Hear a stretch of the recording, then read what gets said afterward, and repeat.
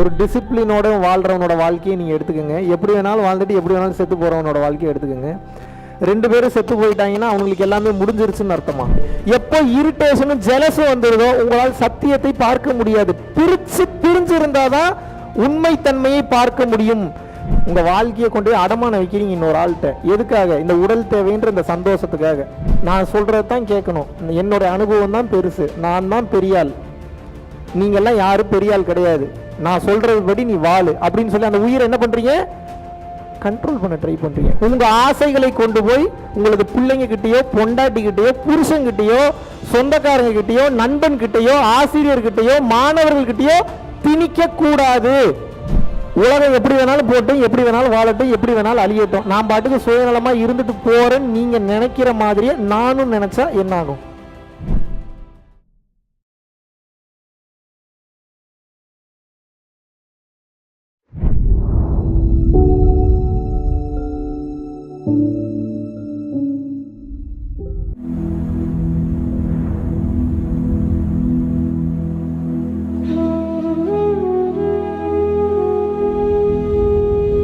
அனைவருக்கும் வணக்கம். கிட்டத்தட்ட ஒரு 6 நாட்கள் முழுவதுமாக என்னுடன் இணைந்து பயணம் செய்யக்கூடிய அந்தமான் நிக்கோபார் ஐலாண்ட்ஸுக்கு அடுத்த மகா யாத்திரையை நாங்கள் அனௌன்ஸ் பண்ணுறோம். ஹிமாலயன் யாத்திரையில் எப்படி மலை மற்றும் மலை சார்ந்த இடங்களில் அந்த அற்புத சக்தியை நீங்கள் கிரகித்தீர்களோ அதைவிட பல மடங்கு நீர் மற்றும் நீர் சார்ந்த இடங்களில் இருக்கக்கூடிய இந்த பஞ்சபூதத்தில் ஒன்றான இந்த நீரினுடைய ஆற்றலை உட்கிரகித்து இதுவும் ஒரு மாபெரும் ஆற்றல் மிக்க, ஒரு அனுபவம் மிக்க, ஒரு அற்புதமான ஒரு யாத்திரையாக இருக்க போகிறது. நீங்கள் சாதாரண மனித நிலையிலிருந்து தெய்வ நிலைக்கு உயர்வதற்குண்டான யூடியூப்ல வெளியிடப்படாத மாபெரும் பிரபஞ்ச ரகசியங்களையும் நேரடியாக கொடுக்கலாம் என்று இருக்கிறேன். இதில் கலந்து கொள்ள வேண்டும் என்று விருப்பப்படுபவர்கள் ரொம்ப ரொம்ப ரொம்ப ரொம்ப லிமிட்டடான சீட்ஸ் தான் இதை நாங்க பிளான் பண்றோம். டிஸ்கிரிப்ஷன்ல உள்ள கான்டாக்ட் நம்பருக்கு கான்டாக்ட் பண்ணி உங்களது பெயரை முன்பதிவு செய்து கொள்ளலாம். தெளிவு குருவின் திருவார்த்தை கேட்டல், தெளிவு குருவின் திருநாமம் செப்பல், தெளிவு குரு சிந்தித்தல் தானே. குருமார்களுடைய பொற்பாதங்களை வணங்கி எல்லாம் வல்ல அருட்பேராற்றலையும் அருட்சக்திகளையும் வணங்கி இன்று இந்த நேரத்தில் இப்படிப்பட்ட ஒரு அருமையான அற்புதமான வாய்ப்பை இந்த மலேசிய மண்ணில் எனக்கு தந்தருளிய பிரபஞ்சத்திற்கும் அருட்சக்திகளுக்கும் எல்லாம் வல்ல என் உடன்பிறவா சகோதரர் பரஞ்சோதி அவர்களுக்கும் இந்த நேரத்திலே நன்றி சொல்ல கடமைப்பட்டுள்ளேன். சத்தியத்தை பற்றி பேசுவதற்கு இன்று சங்கங்கள் இல்லை. சத் சங்கம்னா என்னன்னு தெரியுமா? சத்தியத்தை பற்றி பேசக்கூடிய அந்த சங்கத்திற்கு பெயர் சத் சங்கம். அப்படின்னா என்ன அர்த்தம்? ஒரு கேரம் போர்டு விளையாடுறதுக்கு ஒரு சங்கம் இருக்கு, ஒரு ஸ்போர்ட்ஸ் ரீதியான விளையாட்டுகளுக்கு ஒரு சங்கம் இருக்கு. இன்றைய இந்த காலகட்ட சூழலில் எல்லாரும் என்ன நினைச்சிட்டு வாழ்ந்துட்டு இருக்கோம் அப்படின்னா, எப்படி வேணாலும் அப்படியே வாழ்ந்துட்டு அப்படியே எப்படியோ வாழ்க்கையை அப்படியே முடிச்சுட்டு போயிடலாம் அப்படின்னு நினைக்கிறீங்க. அப்படிலாம் முடியாது, அப்படிலாம் விட மாட்டாங்க. நீங்கள் கொஞ்சம் யோசிச்சு பாருங்கள். எப்படி வேணாலும் வாழ்ந்துட்டு எப்படி வேணாலும் நம்மளுடைய வாழ்க்கையை முடிச்சுக்கலாம் அப்படின்னு நீங்கள் நினச்சிங்கன்னா சத்தியத்தை நோக்கியும் கட்டுப்பாடுடனும் ஒரு டிசிப்ளினோட வாழ்கிறவனோட வாழ்க்கையை நீங்கள் எடுத்துக்கோங்க. எப்படி வேணாலும் வாழ்ந்துட்டு எப்படி வேணாலும் செத்து போகிறவனோட வாழ்க்கையை எடுத்துக்கோங்க. 2 பேரும் செத்து போயிட்டாங்கன்னா அவங்களுக்கு எல்லாமே முடிஞ்சிருச்சுன்னு அர்த்தமா? நிச்சயமாக கிடையாது. மனித வாழ்க்கை என்பது எதை அடிப்படையாக வைத்து இயங்கிக் கொண்டிருக்கின்றது என்றால் அறத்தையும் தர்மத்தையும் அடிப்படையாக வைத்து இயங்கிக் கொண்டிருக்கிறது. அது எப்படி தம்பி நம்புறது? அறத்தையும் தர்மத்தையும் எப்படி அடிப்படையாக வச்சு இயங்குது அப்படின்னு கேட்டீங்கன்னா, எதிர்பார்ப்பில்லாமல் கொடுக்கக்கூடிய தன்மையை வைத்துதான் இந்த பிரபஞ்சமே வாழ்ந்து கொண்டிருக்கிறது, இந்த பூமி இயங்கிக் கொண்டிருக்கிறது. எக்ஸாம்பிள் டு சே, ஒரு சூரியனானது எந்தவித எதிர்பார்ப்புமின்றி தனது ஒளி அலைகளை, தனது வெளிச்சத்தை பல்லாயிரம் ஆண்டுகளாக, 1000 ஆண்டு வருடமாக தனது ஒளியை இந்த பிரபஞ்சத்திற்கும் இந்த பூமிக்கும் கொடுத்து கொண்டே இருக்கிறது. அது என்னைக்காவது உங்களை மாதிரி ஒரு நாள் நீ எனக்கு என்ன கொடுத்த உனக்கு நான் திருப்பி கொடுக்கணும் அப்படின்னு நினைச்சது அப்படின்னா உங்களுடைய நிலைமை என்ன? காற்று ஒரு நாள் நினைக்குதுன்னு வச்சுப்போம். எப்போ பார்த்தாலும் என்னவே பயன்படுத்திட்டு இருக்கீங்க, நீங்கள் எனக்கு எதுவும் கொடுக்கல, இன்றைக்கி ஒரு நாள் ஃபுல்லாக நான் உங்களுக்கு நோ சர்வீஸ் அப்படின்னா ஜாலியாக இருப்பீங்களா? ஜாலியாக இருப்பீங்களாவா? இருக்கவே மாட்டீங்க. அப்புறம் என்ன ஜாலியாக இருப்பீங்களா? இருக்க வாய்ப்புண்டா? நோவே. ஒரு நெருப்பானது, நீங்கள்லாம் இப்படி இருக்கீங்களேடா, எல்லாத்தையும் எதிர்பார்த்து பண்ணுறீங்களே, நானும் இன்னைக்கு என்ன பண்ண போகிறேன்னா உங்கள் யாருக்கும் கிடையாது இன்னைக்கு நோ நெருப்பு, நோ ஃபயர் அப்படின்னா என்ன ஆகும்? உங்களால் வாழ முடியுமா? செத்து போயிடுவீங்க. நெருப்பு அது பாட்டுக்கு தானுங்க இருக்குது, அப்படி கணக்கு கிடையாது. உங்களுக்குள் இருக்கக்கூடிய அக்னி ஜுவாலை வேலை செஞ்சதுனா தான் ஆன்மா வேலை செய்யும். ஆன்மா வேலை செஞ்சதுனால தான் உயிரோடவே இருப்பீங்க. நெருப்பு இல்லை என்றாலும் அழிந்து விடுவீர்கள். தண்ணியும் ஒரு நாள் ஃபுல்லாக ஐஸ் கட்டி ஆயிடுது, என்ன பண்ணீங்கனாலும் உருக மாட்டீங்க. இன்னைக்கு உங்களுக்கு நோ வாட்டர் அப்படின்றாங்க, என்ன பண்ணுவீங்க? அப்போ நீங்க நினைச்சு பாருங்க, இந்த மொத்த பிரபஞ்சமும் கொடுக்கும் தன்மையில் தான் இயங்கி கொண்டிருக்கிறது, கொடுத்துக்கிட்டே இருக்கு.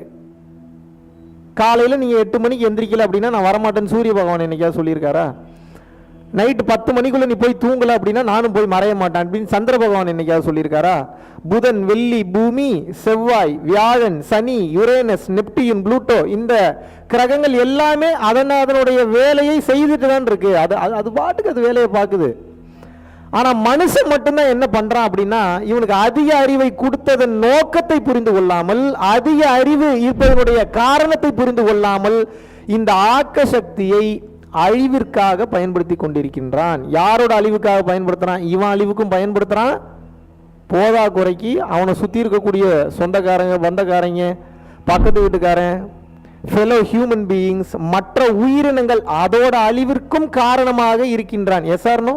இப்போ என்னுடைய கேள்வி ஒன்றே ஒன்றுதான். மனிதன் இந்த பிறப்பை எடுத்ததற்குண்டான நோக்கம் என்ற ஒன்று இருக்கிறது, அது இறைவனை அடைய வேண்டும் என்பது.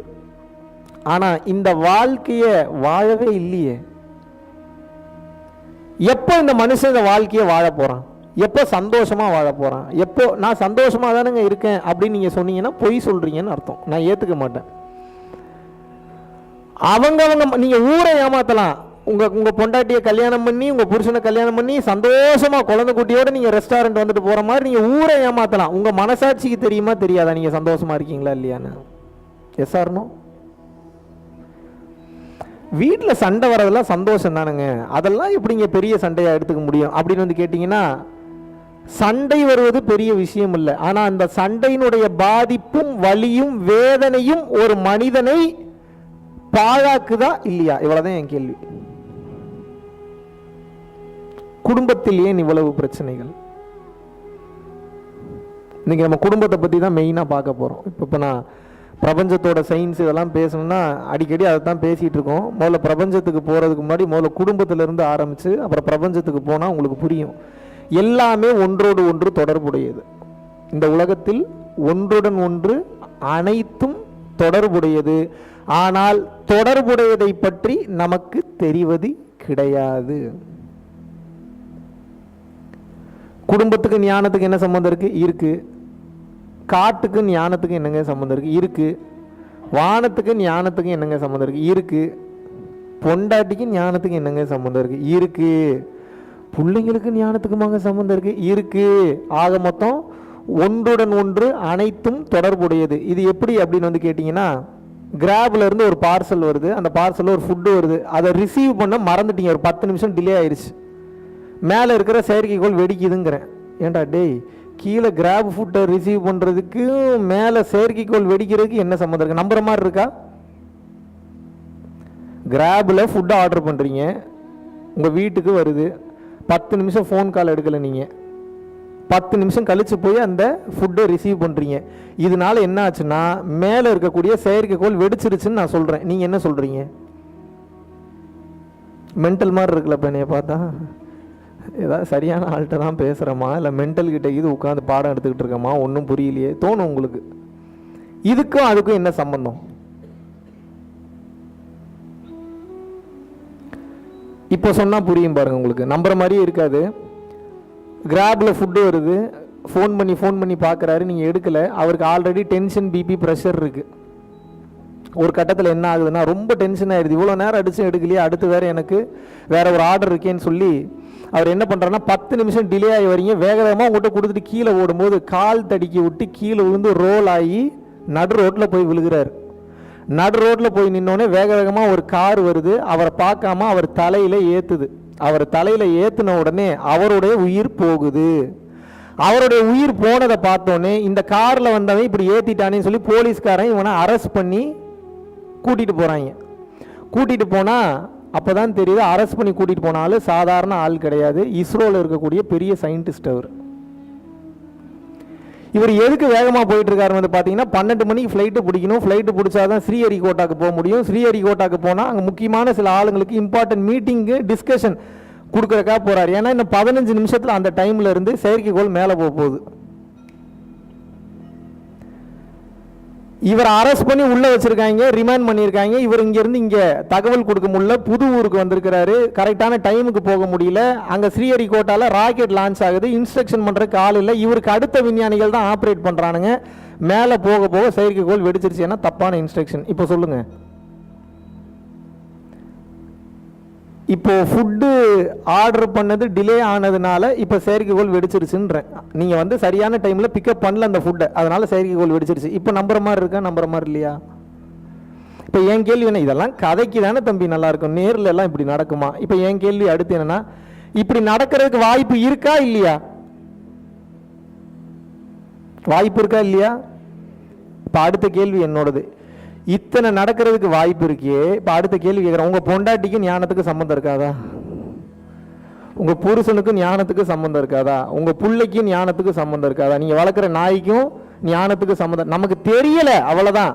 அதுக்கும் ஞானத்துக்கும் ஏகப்பட்ட சம்பந்தம் உண்டு. கொஞ்சம் உட்கார்ந்து அறிவை அகண்டு விரிவு செய்து அகண்டமாக்கினால் எல்லாமே புரியும். ஓ, ஒன்றுடன் ஒன்று இங்கு அனைத்துமே தொடர்புடையது.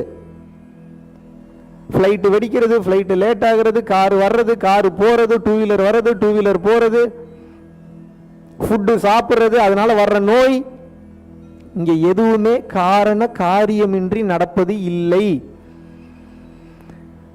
இந்த பூமி சுழறுகின்ற இந்த வேகத்தில் ஏதாவது மிஸ்டேக் இருக்குன்னு நினைக்கிறீங்களா?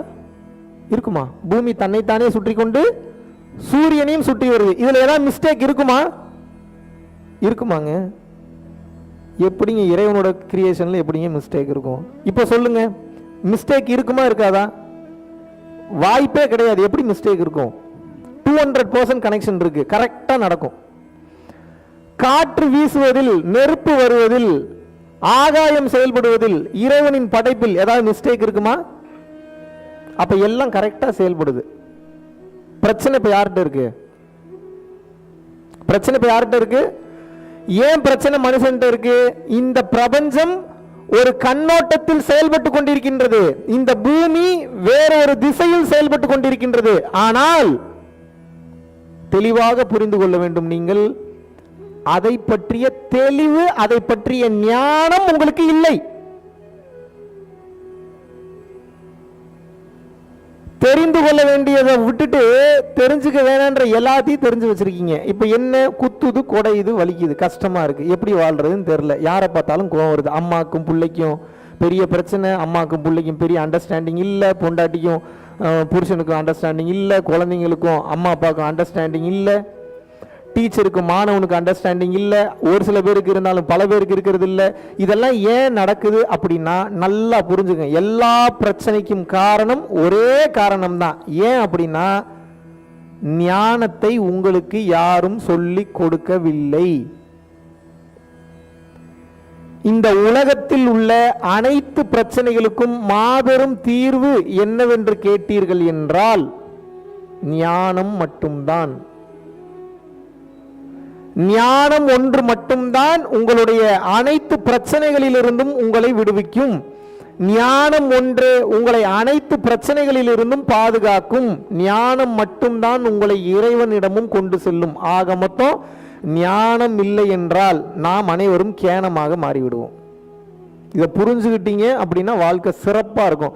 சரி, ஞானம்னா என்ன?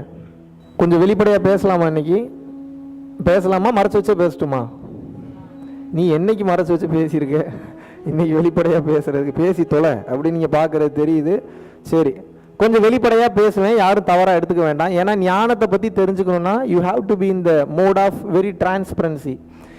If you are always seeing the world from the view of the society standard, from the culture related things, you cannot see the divine, you cannot see the wisdom, you cannot attain the enlightenment. You get it, right? So if I really want to say the truth from an unseen point of view, then you must be in the state of receiving mode, which means acceptance. ஏற்றுக்கொள்ளக்கூடிய மனப்பக்குவத்தில் நீங்கள் இல்லை என்றால், மகாவிஷ்ணு சொல்லிட்டாரு ஏற்றுப்போம், அப்படி ஏற்றுக்க வேண்டாம். நான் எதை சொன்னாலும் நீங்கள் ஏற்றுங்க நான் சொல்ல, நான் சொல்கிறத ஆராய்ச்சி பண்ணி பாருங்க, சரியாக இருந்தால் ஏற்றுக்குங்க, இல்லாட்டினா கீழே குப்பையில் தூக்கி போட்டு போயிருங்க. நான் அதுதான் சொல்கிறேன். கிளியர்? ஏன்னா உங்களுக்கு இந்த 50 பேருக்கு நான் என்னங்க வெறும் 50 பேர் தான் வந்திருக்கேன், இவங்களுக்குலாம் நான் எப்படிங்க பேசுறது, இப்படிலாம் நான் யோசிக்க மாட்டேன். ஆள் இல்லாத சாரிக்கே நான் பாட்டுக்கு அரை மணி நேரம் பேசிக்கிட்டு இருப்பேன். நான் 50 பேர் நான் விட்டுருவேன். நான் 50 பேருன்றது 50 ஆன்மாக்கள். நான் அப்படித்தான் பார்க்குறேன். இந்த 50 ஆன்மாக்களை எப்படி நான் கரைவேற்ற வேண்டும் என்பதில் தான் நான் தெளிவாக இருப்பேன். ரொம்ப சுயநலவாதி அதில், நான் ரொம்ப ரொம்ப பெரிய சுயநலவாதி. ஏன், நாளை விடியுமான்னு எனக்கு தெரியாது. ஒருவேளை இந்த உலகம் விடிந்தாலும் நான் முழித்து எழுவேனா என்பது எனக்கு தெரியாது. அப்ப எனக்கு என்ன பெரிய சுயநலம், இன்னைக்கு நைட்டு போய் படுக்கிறதுக்கு மாதிரி உருப்படியான காரியம் ஏதாவது ஒன்று பண்ணியிருக்கணும்னு நினைப்பேன். இந்த 50 பேருக்கு உண்மையை சொல்லி கொடுத்துட்டா நிம்மதியாக போய் படுப்பன மாட்டேன்னா? Yes sir no? அந்த ஆத்ம திருப்தி, அந்த ஆத்ம இன்பம் தான் எனக்கு வேணும். அதனால தான் அப்படியே சொல்லி கொடுக்கணும்னு நினைக்கிறேன். நல்லா புரிஞ்சுக்குங்க, உலகத்தை திருத்துறதுக்கு நான் வரல. இந்த உலகத்தில் இருக்கிறவங்க என் முன்னாடி வந்து உட்கார்ந்தாங்கன்னா அவங்கள திருத்துறது எனக்கு போதும். எப்போ அவங்க திருந்துவாங்க, நான் சொல்வதை ஆராய்ச்சி பண்ணி அதில் சரி இருக்குன்னு நினச்சிட்டிங்கன்னா திருந்திடுவீங்க. ஏன் திருந்தணும், இல்லாட்டினா எல்லாமே வலிக்கும். வலிச்சா சுகமாக இருக்குமா கஷ்டமாக இருக்குமா? அப்புறம் ஏன் அந்த கஷ்டத்தில் போகிறீங்க? நல்லா புரிஞ்சுக்குங்க.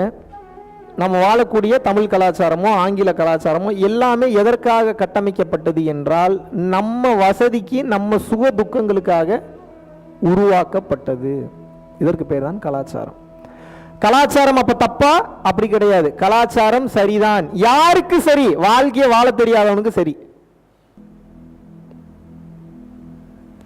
வாழ்க்கையை வாழ தெரிந்தவன் எப்படி வாழணும்? கலாச்சாரத்துக்குள்ள வாழ்ற மாதிரி வாழணும். ஆனா அவன் மைண்ட் செட் கலாச்சாரத்தில் இருக்கக்கூடாது.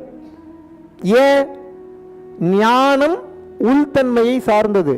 ஆமாவா இல்லையா? ஞானம் என்பது உள்தன்மையை சார்ந்தது. உள்தன்மையை ஆனந்தமாக வைக்க வேண்டும் என்றால் கலாச்சாரம், பண்பாடு, மொழி, இனம், சாதி, சனம் அத்தனையிலிருந்து வெளிப்பட்டு வந்து எவன் அல்லது எவள், ஒருவன் அல்லது ஒருத்திக்கு பார்ப்பதற்கு தகுதியும் பக்குவமும் வந்து விடுகிறதோ, வார்த்தையை நல்லா கவனிக்கணும். கலாச்சாரம், பண்பாடு, மொழி, இனம், சாதி, மதம், இனம் வேறுபாடு, ஆண் பெண், இந்த ஜெண்டர் ஈக்குவாலிட்டி, இதுலெல்லாம் இருந்து யார் ஒருத்தங்க வெளியில வந்து நின்று பார்க்கறதுக்கு திறமையும் தைரியம், இதுக்கு பெரிய தைரியம் வேணும் முதல்ல. அந்த தைரியம் வந்து விடுகின்றதோ தெளிவாக புரிந்து கொள்ள வேண்டும், அவர்களால் மட்டும்தான் ஞானத்தை பெற முடியும்.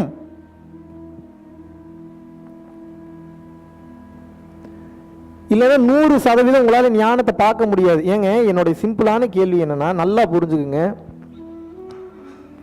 அண்டம் விட்டு அண்டம் பேசக்கூடியது ஞானம். நீங்க எதை பத்தி பேசிட்டு இருக்கீங்க? சமைக்கிறது, தூங்குறது, சாப்பிட்றது, இதை பத்தியே பேசிக்கிட்டு இருக்கீங்க. கல்யாணம் பண்றது, குழந்தை குட்டி பெற்றுக்கிறது, ஓன் குழந்தை ஏன் குழந்தை, ஓன் புருஷன் ஏன் புருஷன், ஓன் பொண்டாட்டி ஏன் பொண்டாட்டி, இதே பேசி 80-90 வயசுல செத்து போயிடுறீங்க. செத்து போனதுக்கு அப்புறம் என்ன ஆகுது? மறுபடியும் இந்த உண்மையை, எந்த உண்மையை, இந்த ஞானத்தை கத்துக்கிறதுக்காக, தெரிஞ்சுக்கிறதுக்காக மறுபடியும் பிறந்து வரீங்க. மறுபடியும் 100 வருஷம் அதுலயும் கத்துக்கலனா மறுபடியும் அடுத்த பாடி, அதுலயும் கத்துக்கலனா மறுபடியும் அடுத்த பாடி, மறுபடியும் கத்துக்கலனா அதுல அடுத்த பாடி. அப்ப என்ன? இப்ப இந்த ஹால்ல 50 பேர் இருக்கீங்க, ஒரு எக்ஸாம்பிளுக்கு சொல்றேன். 50 பேரும் ஒரே மனநிலையில் இருக்கீங்களா? அப்படியா? ஆனா 50 பேரும் ஹியூமன் தானே. இப்ப 50 பேருக்கு ஒரே தத்துவம் செட் ஆகுமா? எப்படி செட் ஆகும்? தத்துவம் என்பது ஒன்றாக இருந்தாலும் இடத்திற்கு தகுந்தார் போல, ஆளிற்கு தகுந்தார் போல தத்துவம் என்பது மாறுபடும். சத்தமா பேசாதன்றது நல்ல தத்துவமா இல்லையா? பஸ்ல கூட்டமா இருக்கு, சத்தமா இல்லாம எப்படி நீங்க டிக்கெட் எடுப்பீங்க? கண்டக்டர் எப்படி கூப்பிடுவீங்க? இந்த தத்துவம் கூட்டமா இருக்கக்கூடிய பஸ்ல செயல்படுமா? அமைதியா இருங்க அப்படின்றது ஒரு தத்துவம் மாதிரி. சத்தமா பேசுங்க அப்பதான் எல்லாத்தையும் கேட்குன்றது ஒரு தத்துவம். லைப்ரரி போறீங்க, லைப்ரரினா தெரியுமா தெரியாதா? நூலகத்துக்கு போறீங்க, நூலகத்திற்கு நீங்கள் போகும்போது தெளிவாக புரிந்து கொள்ள வேண்டும். நல்லா கவனிக்கணும். நூலகத்துக்கு போய் நான் சத்தமா தான் பேசுவேன், ஏன்னா எல்லாரும் எனக்கு சத்தமா பேசுறத மிக சிறந்த தத்துவம் சொல்லி கொடுத்துருக்கான்னு சொல்ல முடியுமா? எப்படி ஒரே தத்துவம் எப்படி? இதுக்கு தான் சொல்றேன், ஞானம் வேணும் உங்களுக்கு. ஞானம் இருந்தால்தான் பிரித்து பார்க்க முடியும். அக்கக்கா பிரிச்சு பார்க்கணும். ஞானம்ன்றது என்ன தெரியுமா? தெளிவா புரிஞ்சுக்குங்க. இதை சேரா பார்க்கறது அறிவு. சேர் எதுல கட்டமைக்கப்பட்டிருக்கு? ஏதோ ஒரு ஷீட் போட்டிருக்கான். ஷீட் எதுல போட்டிருக்கான்? பஞ்சுல போட்டிருக்கான். பஞ்சு எதுல வந்திருக்கு? ஆட்டம்ஸ்ல வந்திருக்கு. ஆட்டம் எதுல இருக்கு? Proton, electron, Newton. இப்படி அக்கக்கா பிரிச்சு கலட்டி டிஸ்மேண்டில் பண்ண தெரியுதுல்ல, இதுக்கு பேர் ஞானம். புரியுதா? இப்படி பார்த்தீங்கன்னா மட்டும்தான் உங்களுக்கு வாழ்க்கை புரியும், இல்லைன்னா புரியாது. இதுக்கு 10ஓட 11 எல்லாரும் ஒரு தத்துவத்தை சொல்றாங்க, அதையும் நான் கேட்டு திரியிறேன். யோசிக்கும் தன்மையை இழந்து விடுவீர்கள். ஞானம் ஏன் அவசியம்னு சொல்றேன். இப்போ நீங்க எப்படி இந்த கலாச்சாரத்தில் மாட்டிட்டு இருக்கீங்கன்னு சொல்றேன். நல்லா புரிஞ்சுங்க. ரொம்ப குரூஷியலான சப்ஜெக்ட் இது. கொஞ்சம் கவனமாக கேட்கணும். நான் இதெல்லாம் இவ்வளோ வெளிப்படையாக எங்கேயும் பேசினதில்லை. இன்னைக்கு பேசணும்னு வருது, அதனால பேசுகிறேன். இதை நான் பிளான் பண்ணிலாம் பேசுறதில்ல. ஆன் த ஸ்பாட் என்ன மேலேருந்து கண்டென்ட் இறங்குதோ அதை அப்படியே டிரான்ஸ்ஃபர். நான் ஒரு ஸ்பீக்கர் மாதிரி தான். நான் ஏதோ இதெல்லாம் யோசிச்சு பேசுகிறேன்னு நினச்சிக்காதீங்க. தெளிவாக புரிந்து கொள்ள வேண்டும். உங்களது தாய் அல்ல. உங்களது மகன் உங்கள் மகன் அல்ல. உங்களது குழந்தை அல்ல. உங்க புருஷன் உங்க புருஷனே கிடையாது. உங்க பொண்டாட்டி கிடையாது. யாரும் உங்களது கிடையாது. இந்த உலகத்துல எதுவும் உங்களது இல்லை. ஆனா இதெல்லாம் என்னது இல்லை அப்படின்னு சொல்லிட்டு இஷ்டத்துக்கு எப்படியோ போயிட்டு போகணும் விட முடியாது. வழி நடத்த வேண்டியது பொறுப்பு, வழி நடத்த வேண்டியது கடமை. இப்போ தண்ணி இஷ்டத்துக்கு விட்டீங்கன்னா எங்க வேணாலும் போகும். தண்ணி என்னதில்லைன்னு விட முடியுமா? நம்ம தான் வரப்பு வெட்டி கரெக்டாக ரூட் மாற்றி அணை மாற்றி விடணும். அதுபோல தெளிவாக புரிந்து கொள்ள வேண்டும். இந்த உலகத்தில் எதுவும் உங்கள் ப்ராப்பர்ட்டி கிடையாது. நீங்கள் அனுபவிக்கக்கூடிய மொத்த வலி வேதனைகளுக்கும் உண்டான மாபெரும் காரணம் என்னன்னு கேட்டீங்கன்னா, இது என்னோடதுன்னு நினைக்கக்கூடிய அந்த பற்று தான் அத்தனை வலிக்கும் காரணம். அத்தனை வலிக்கும் காரணம் இது ஒண்ணுதான். இதை ஒண்ணு புரிஞ்சுக்கிட்டீங்கன்னா முடிஞ்சு. உங்களுக்கு என்ன பிரச்சனை? ஒரு பொருள் வாங்கிட்டு வரீங்களா, இது என்னதுன்னு சொல்லி பிடிச்சி வச்சுக்கிறீங்க. உங்க வீட்டுக்கு யாரோ ஒருத்தவங்க வராங்களா, இவர் என்னோட ஃப்ரெண்டுன்னு சொல்லி பிடிச்சி வச்சுக்கிறீங்க. அப்ப எங்க போனாலும் கோவம் வருது, வேற யார்கிட்ட பேசினா கோவம் வருது, இரிட்டேஷன் ஆகுது, ஜெலஸ் ஆகுது. எப்போ இரிட்டேஷனும் ஜெலஸும் வந்துருதோ உங்களால் சத்தியத்தை பார்க்க முடியாது. பிரிஞ்சு இருந்தாதான் உண்மைத்தன்மையை பார்க்க முடியும். பிரிந்து இல்லாமல் ஒட்டி இருந்தீங்கன்னா உங்களால் எப்படி உண்மைத்தன்மையை பார்க்க முடியும்? இந்த சொசைட்டி மறுபடியும் உங்களை ஒட்டி வைக்கிறதுக்கே பிளான் பண்ணும். நீங்க தான் பிரிச்சு நின்று வேடிக்கை பார்க்க கத்துக்கணும். இதுல சில பேரை இழப்பீங்க, சுயநலமா இருக்கிற மாதிரி இருக்கும், சில பேரை காயப்படுத்துற மாதிரி இருக்கும். ஆனா ஃபியூச்சர்ல அவங்க புரிஞ்சுப்பாங்க, அவன் கரெக்டா தான் இருந்திருக்கான், நம்ம தான் தப்பா இருந்திருக்கோம். ஏன் வலிக்குதுன்னு இப்ப சொல்றேன் கேளுங்க. எப்போ ஒரு பொருள் உங்க பொருள் நீங்க நினைச்சிடுறீங்களோ அந்த பொருளை வேற யாருக்கும் கொடுக்க மாட்டீங்க. நீங்க கொடுக்கும் போது பதட்டம், படபடப்பு, வலி வேதனையோட கொடுப்பீங்க. வருமா வராதான்னு நினைக்கும் போது பதட்டமாகும், கஷ்டம், கவலையா இருக்கும், ஆங்ஸைட்டியா இருக்கும், பேனிக் அட்டாக்கா இருக்கும், டென்ஷனா இருக்கும், கவலையா இருக்கும். ஏனென்றால் தெளிவாக புரிந்து கொள்ளுங்கள், அதை உங்க சொந்தமாக்கிக்க நினைக்கிறீங்க. பல பேர் அப்படி இல்லைங்க, நான் அப்படிலாம் இல்லைங்கன்னு சொன்னீங்கன்னாலும் பொய் சொல்றீங்கன்னு அர்த்தம். எது உங்களுது இந்த உலகத்துல? கல் உங்களுதா? மண் உங்களுதா? சிமெண்ட் உங்களுதா? தண்ணி உங்களுதா? யாருது அதெல்லாம்? யாருதுங்க அதெல்லாம்? என்ன இப்படி பார்த்துட்டு இருக்கீங்க? ஏதாவது பதில் சொல்லுங்க. யாருது அதெல்லாம்? யாருது? எல்லாம் இறைவனுது. இறைவன் படைச்சிட்டு போயிருக்கிறார். உங்க வீடு உங்களுதா? எதுவுமே உங்களுக்கு கிடையாதுங்க. எல்லாமே இறைவன் படைச்சிட்டு போயிருக்கான். இப்போ ஒரு கல்யாணமோ இல்ல குழந்தையோ பெற்றுக்கொள்ளும் போது எப்படி நீங்க இவங்க என் பொண்டாட்டி என் புருஷன் எப்படி மாறு தட்டி சொல்லிக்கிறீங்க? சொல்லக்கூடாது. வெளியில சொல்ற மாதிரி சொன்னா கூட, வெளி உலகத்துக்கு சொன்னா கூட உங்களோட இன்னர் வேர்ல்டு எப்படி இருக்கணும் அப்படின்னா, இது எனக்கு சொந்தமானது கிடையாதுன்றதுல 200% நீங்க ஸ்ட்ராங்கா இருக்கணும். இதனால நடக்கக்கூடிய நன்மையை சொல்ற, நல்லா கேட்டுக்கங்க. பொசசிவ்னஸ் எப்போ உங்களுக்கு ரொம்ப ஜாஸ்தி ஆகுதோ அவங்கள நிம்மதியா வாழ விட மாட்டீங்க. உங்க சுகத்துக்காக அவங்கள போட்டு டார்ச்சர் பண்ணி எடுப்பீங்க நீங்க. அது எந்த விதமான சுகமாக இருந்தாலும் சரி. என் கூடயே இருக்கணும், என் கூட தான் டைம் ஸ்பெண்ட் பண்ணணும், என் கூட மட்டும்தான் இருக்கணும், அடுத்தவனோட டைம் ஸ்பெண்ட் பண்ணக்கூடாது, அடுத்தவனை பார்க்கக்கூடாது, அடுத்தவனை பேசக்கூடாது, அடுத்தவங்க கூட இருக்கக்கூடாது, போகக்கூடாது, வரக்கூடாதுன்னு சொல்லி. இப்போ எல்லாம் தெரிஞ்சவன் இந்த உலகத்தில் எவனாவது இருக்கானா? தினமும் எதையாவது கற்றுக்கொண்டே இருக்கிறோம். இப்ப நீங்களே எல்லாம் தெரிஞ்சவங்க கிடையாது. உங்க பொண்டாட்டியோ உங்க பிள்ளையோ உங்க புருஷன் மட்டும் எப்படி எல்லாம் தெரிஞ்சவங்களா இருக்கணும்னு நினைக்கிறீங்க நீங்க?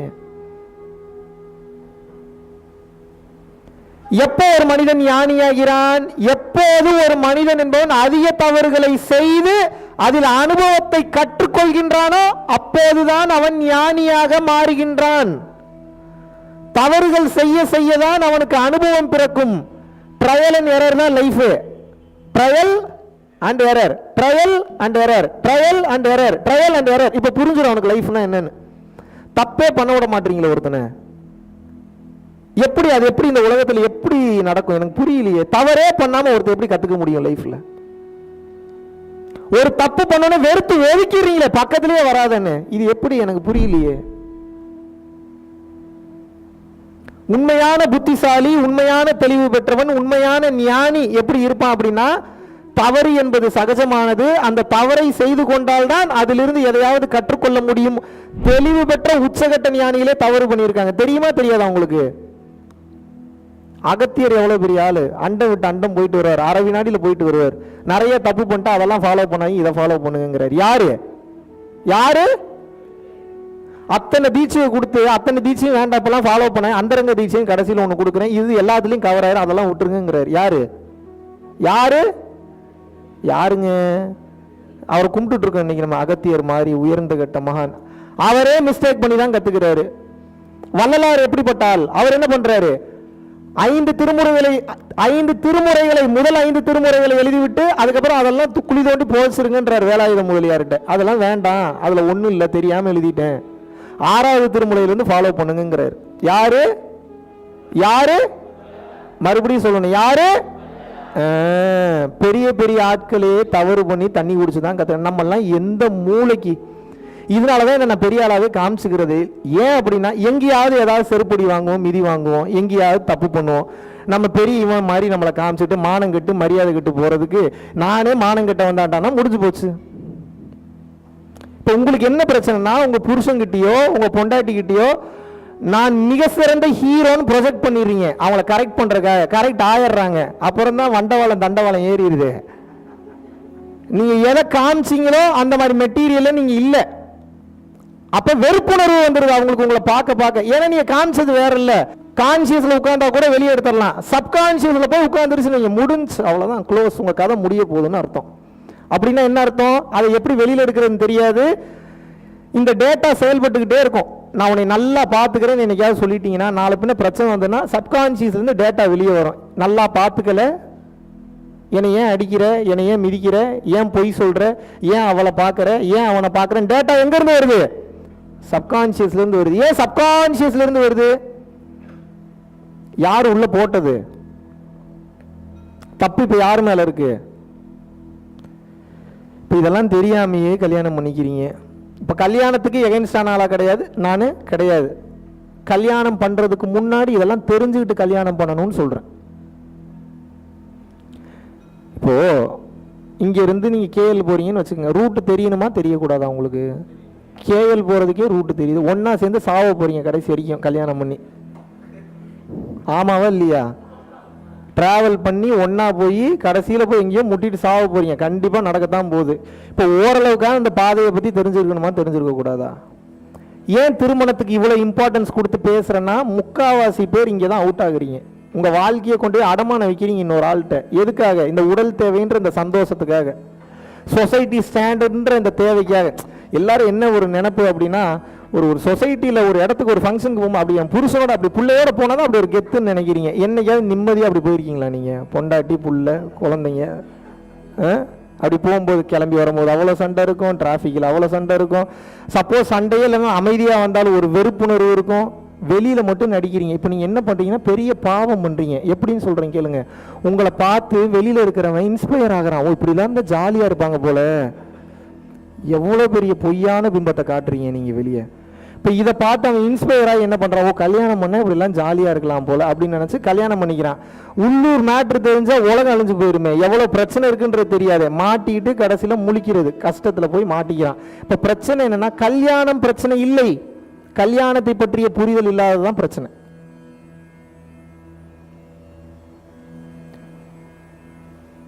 யாரெல்லாம் தெரியுமா நிம்மதியாக வாழ்வாங்க?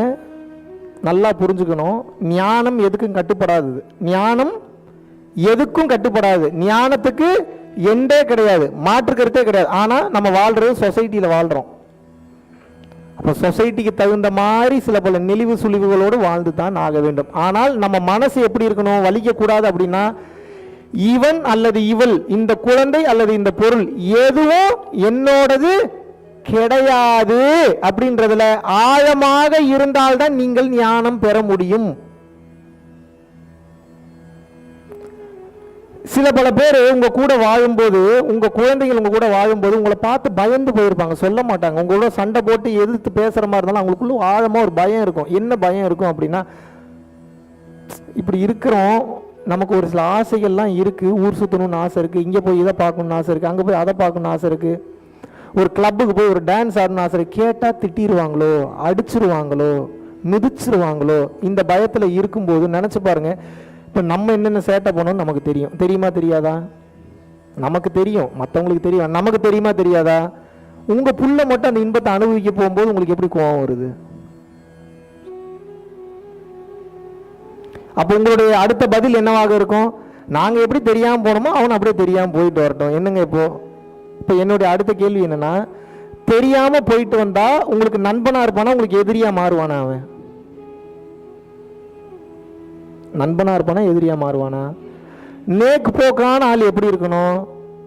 அவன் என்னெல்லாம் பண்ணுறான்றதை நீங்கள் கூடவே இருந்து தெரிஞ்சுக்கணும். அப்போ தான் அவனையும் அந்த பிரச்சனையில் சிக்க விடாமல் அவனையும் பாதுகாத்து கூட்டு வர முடியும். அப்போ நீங்கள் ஃப்ரெண்டாக இருக்கணுமா எதிரியாக இருக்கணுமா?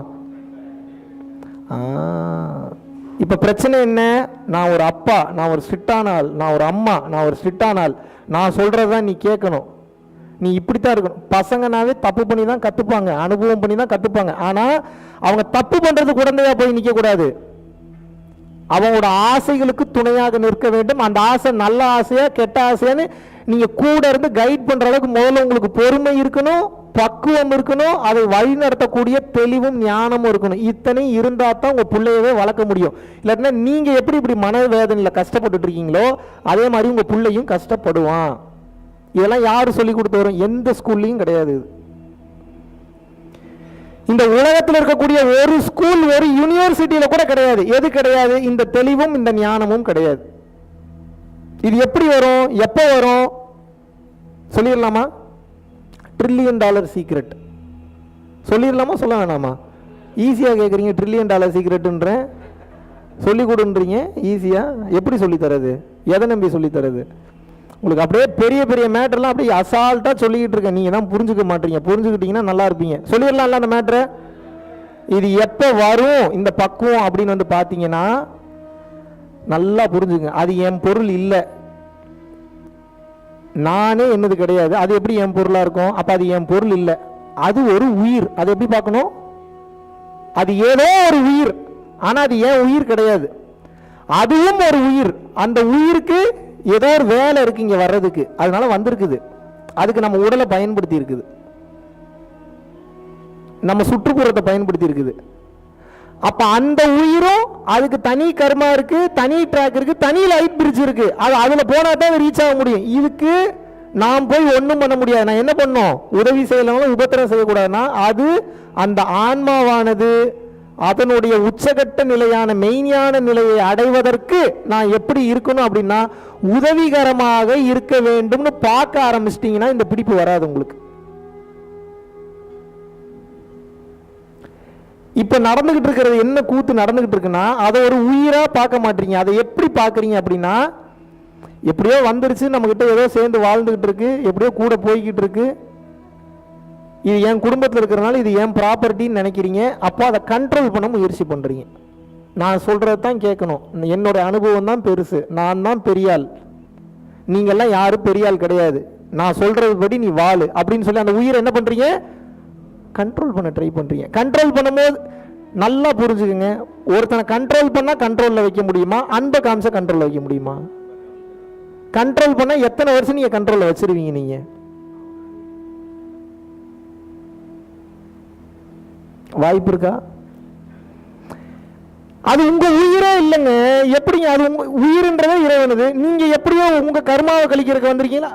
பட்டினத்தார் தெளிவா எழுதுறாரு. அதை அம்மை எத்தனை எத்தனை அம்மையோ, அப்பன் எத்தனை எத்தனை அப்பனோ, பிள்ளை எத்தனை எத்தனை பிள்ளையோ, பெண்டீரான் எத்தனை எத்தனை பெண்டீரோ, இறைவா இன்னும் எத்தனை எனக்கு எத்தனை எத்தனை பிறவியோ முடிச்சு விடுறான். என்னால முடியலடா டேய், இன்னும் எத்தனை டைம்டா பிறந்து சாகுறது, என்னால முடியலடா, எனக்கு கஷ்டமா இருக்கு, இத்தனை வழி வேலை என்னால தாங்க முடியல, அனுபவிக்க முடியல, தயவு செஞ்சு முடிச்சு விட்டு தோலை, என்னால முடியல அப்படின்னு யார் சொல்றா? பட்டினத்தார். என்ன அர்த்தம்? எனக்கு எத்தனை அம்மா போன ஜென்மத்துல, அதுக்கு முந்தின ஜென்மம், அதுக்கு முந்தின ஜென்மம், அதுக்கு முந்தின ஜென்மம், எனக்கு எத்தனை அப்பா, எனக்கு எத்தனை குழந்தை, எனக்கு எத்தனை பொண்டாட்டி, ஐயோ என்னால முடியலடா, இத்தனை சொந்தக்காரங்களா, இத்தனை பேரா, என்னால முடியல, தயவு செஞ்சு இந்த பிறவி பலனை அறுத்து விடு, அடுத்த பிறவி எனக்கு வேண்டாம் வேண்டாம், என்னை முடிச்சு விட்டுரு, எனக்கு தேவையில்லை, எனக்கு அவசியம் இல்லை, முடிச்சிரு. முடியல, என்னால இவங்க மத்தியில வாழ முடியல, முடிச்சு விடு அப்படின்னு யார் சொல்றாரு? யார் சொல்றாரு? பட்டினத்தார். யாரு தெரியுமா?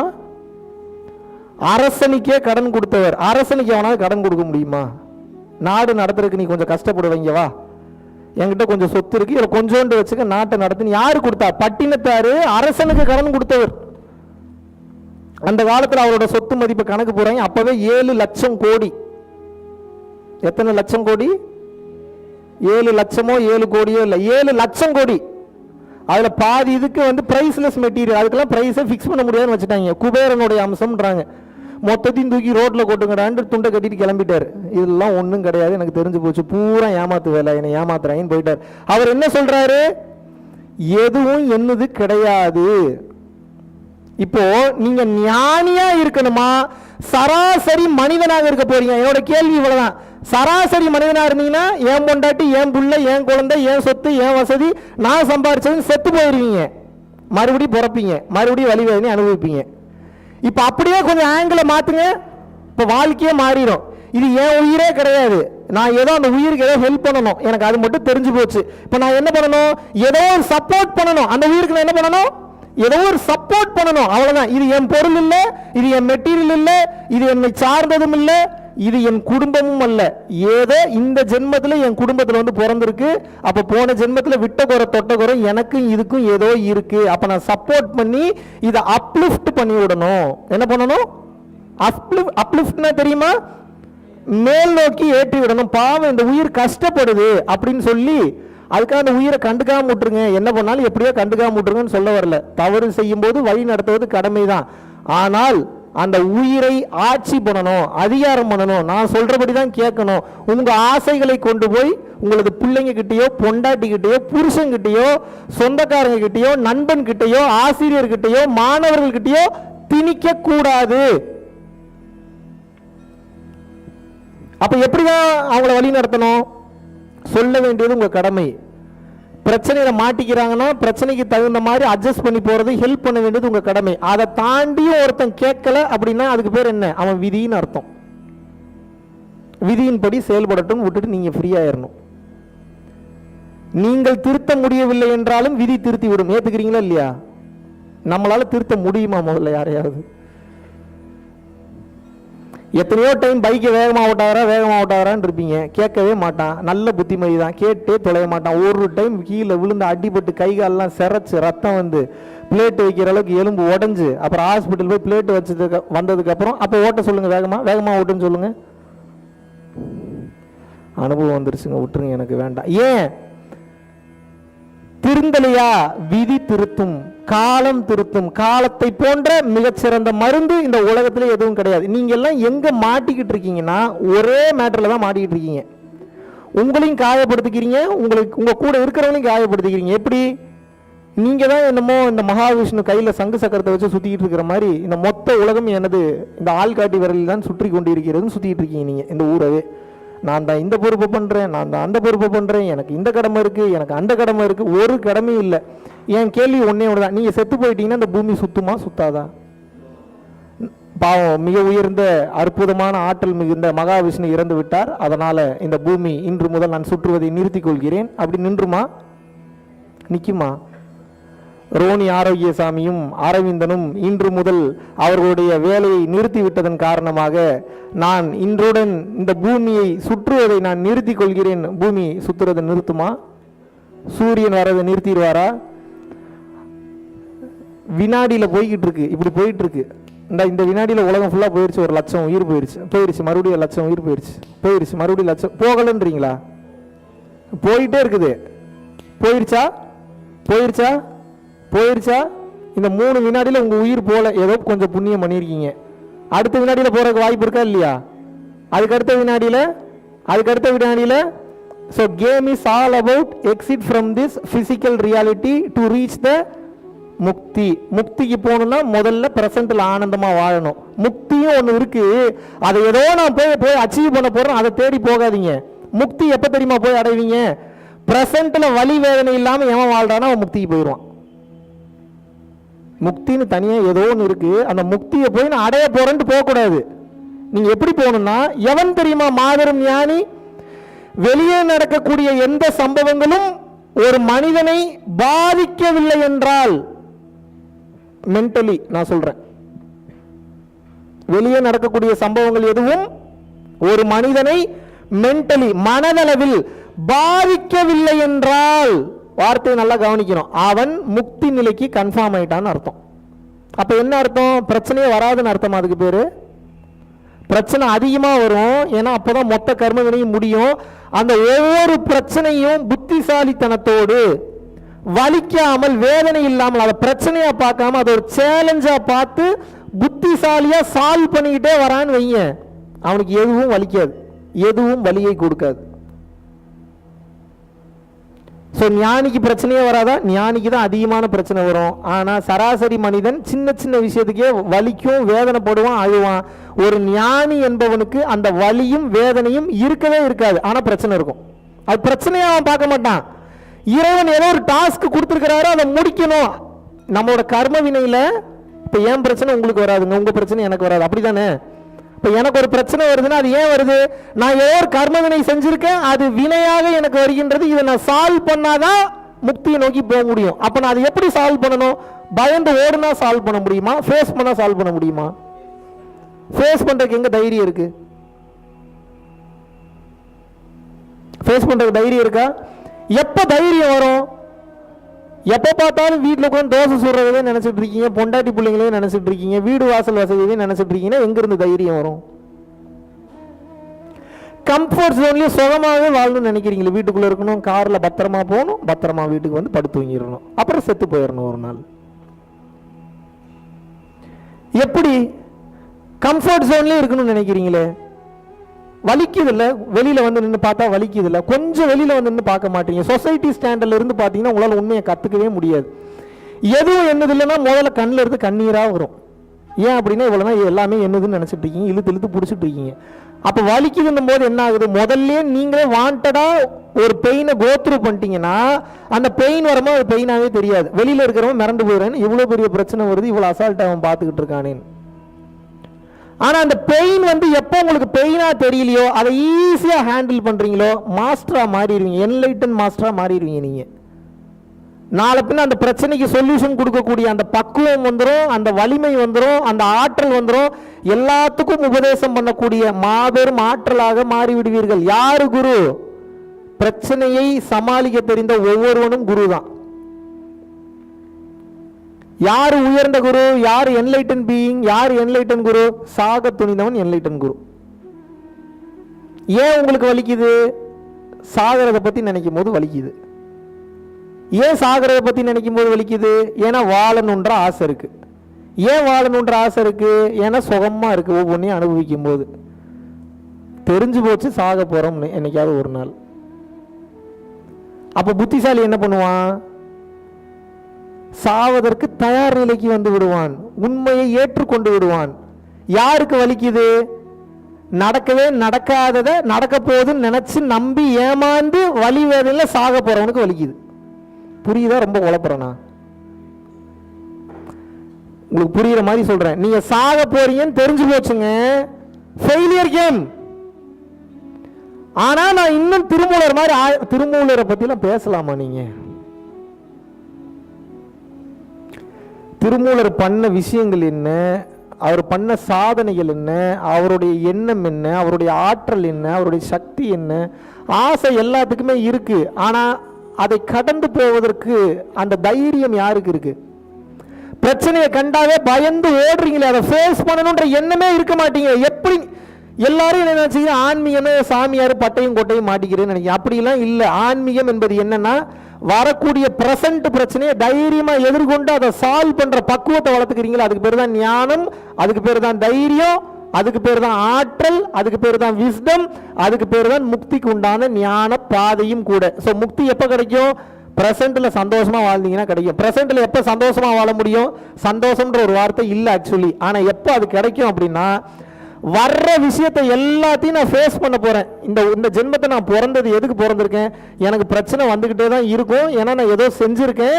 அது வரும்போது அதை கண்டு நான் பயந்துடக்கூடாது. அதை ஃபேஸ் பண்றதுக்கு நான் தயார் நிலைக்கு வந்துடணும் அப்படின்ற அந்த தைரியம் யாருக்கு வந்து விடுகிறதோ நீங்க ஞானி. டிசைனா ஒரு நீங்க நினைச்சு பார்க்க முடியாத லெவல்லாம் பிரச்சனை. நீங்க ஆசாசியாவும் நினைச்சிட்டு இருப்பீங்க, சம்பந்தமே இல்லாம ஒன்று நடக்கும். இப்ப பயந்துடக்கூடாது.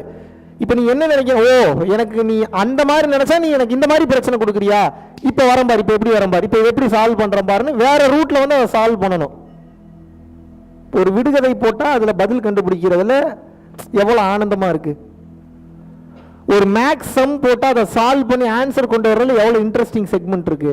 அந்த மாதிரி உங்க பிரச்சனை, உங்க வாழ்க்கையில வரக்கூடிய பிரச்சனையை கமான் கமான் கமான் கமான்னு உட்காரணும். நீங்க வா நான் பாக்குறேன், எதா இருந்தாலும் பாக்குறேன்னு சொல்லி உட்கார்றவன் ஞானி. இந்த ஞானம் எப்ப வரும்? எதுவும் என்னது இல்லைன்னா வரும். எப்ப இந்த ஞானம் வராது? ஐயோ இது என்னதாச்சு, இந்த பிரச்சனை வந்தா இது போயிருமேன்னு பாத்தீங்கன்னா பக்குவத்தை இழந்துருவீங்க, ஸ்டெபிலிட்டி இழந்துருவீங்க. பக்குவத்தை ஸ்டெபிலிட்டி எப்ப இழக்கிறீங்களோ சொல்யூஷன் ஃபைன் பண்ணக்கூடிய அந்த கெப்பாசிட்டி உங்களுக்கு வராது. எப்ப வராது? அது என்னதுன்னு பாத்தீங்கன்னா வராது. ஏன்? என்னதுன்னு பார்க்கும்போது அதை விட மாட்டீங்க, பிடிச்சி வச்சுக்கணும்னு நினைப்பீங்க. பிடிச்சி வச்சுக்கணும்னு நினைக்கும் போது எப்படி நீங்க நியாய தர்மத்துக்குள்ள வருவீங்க? வர முடியுமா? வர முடியுமா? என்னங்க இப்படி முறைச்சு பாக்குறீங்க? பதில் சொல்லுங்க. என்னதுன்னு பார்க்கும்போது எப்படி தெளிவு வரும்? இப்ப இப்படி பாருங்க, இப்ப கொஞ்சம் இந்த மாதிரி பாருங்க, கொஞ்சம் வேற மாதிரி பார்க்கலாமா? இது என்னது இல்ல, இது எவனுன்னு இல்ல, இது இறைவனுக்கு சொந்தமானது. இப்போ ஒரு பிரச்சனை வருது, இப்ப ஸ்டெபிலிட்டி வருமா வராதா? ஷார்ப் ஆயிருவீங்க, போக்கஸ்டா இருப்பீங்க. ஏன்?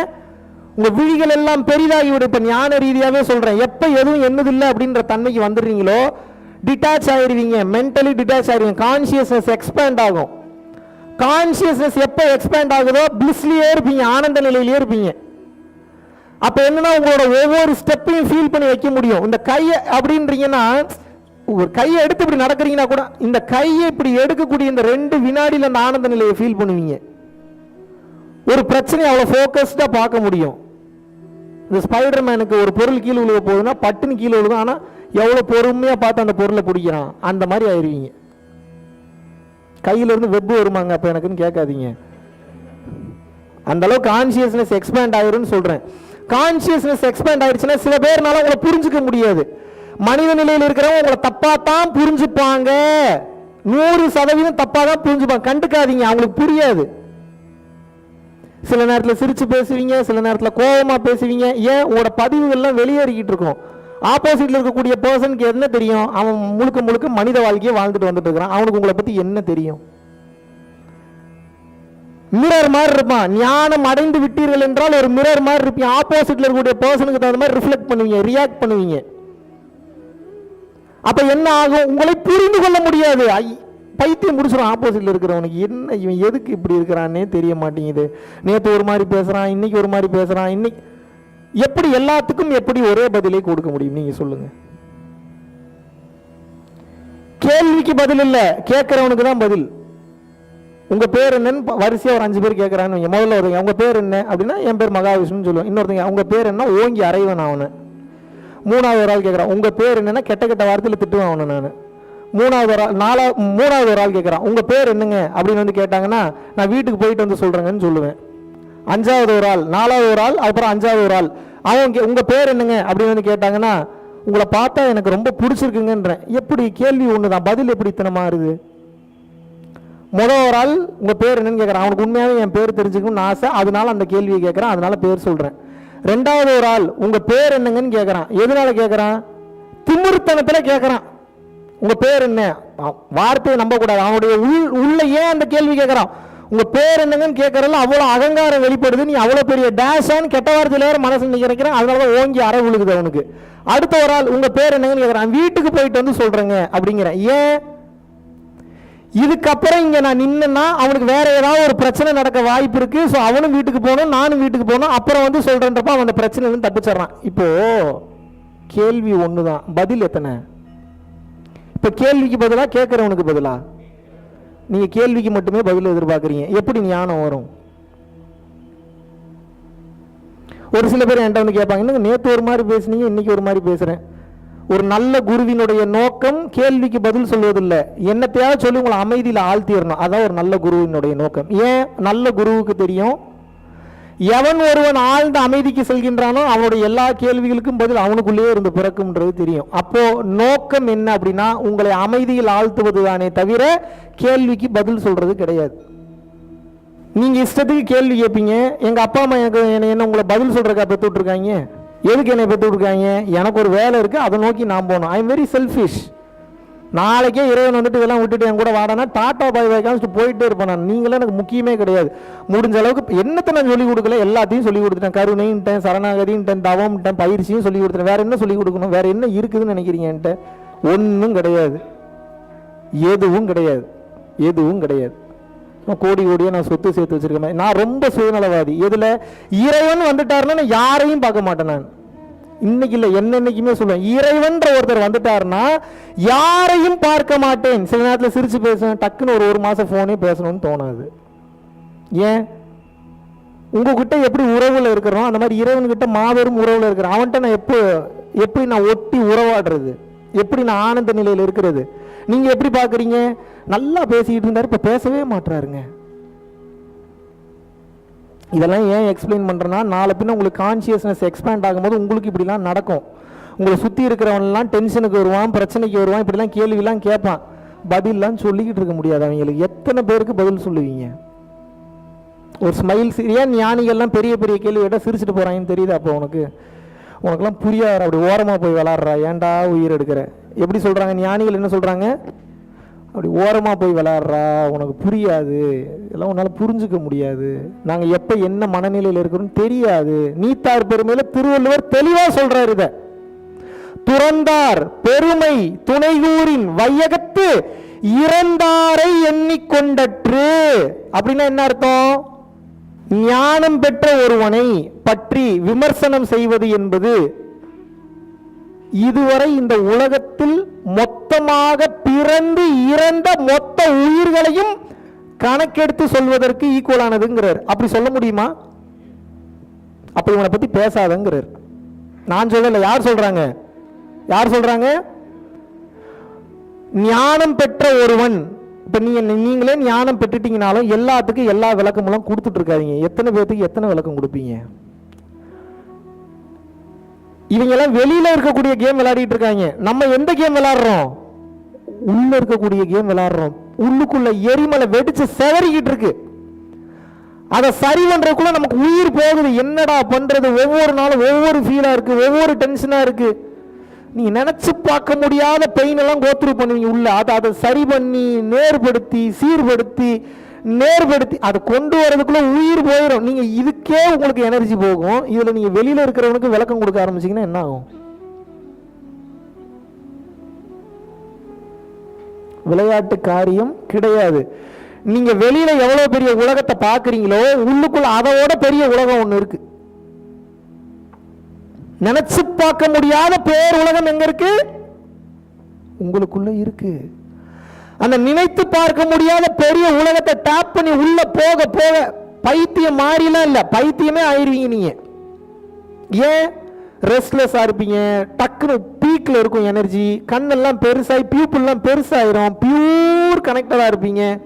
கான்சியஸ்னஸ் ஃபுல்லா எக்ஸ்பேண்ட் ஆகும்போது டக்குன்னு அழுதுகிட்டு இருப்பீங்க உருண்டு பிறண்டு.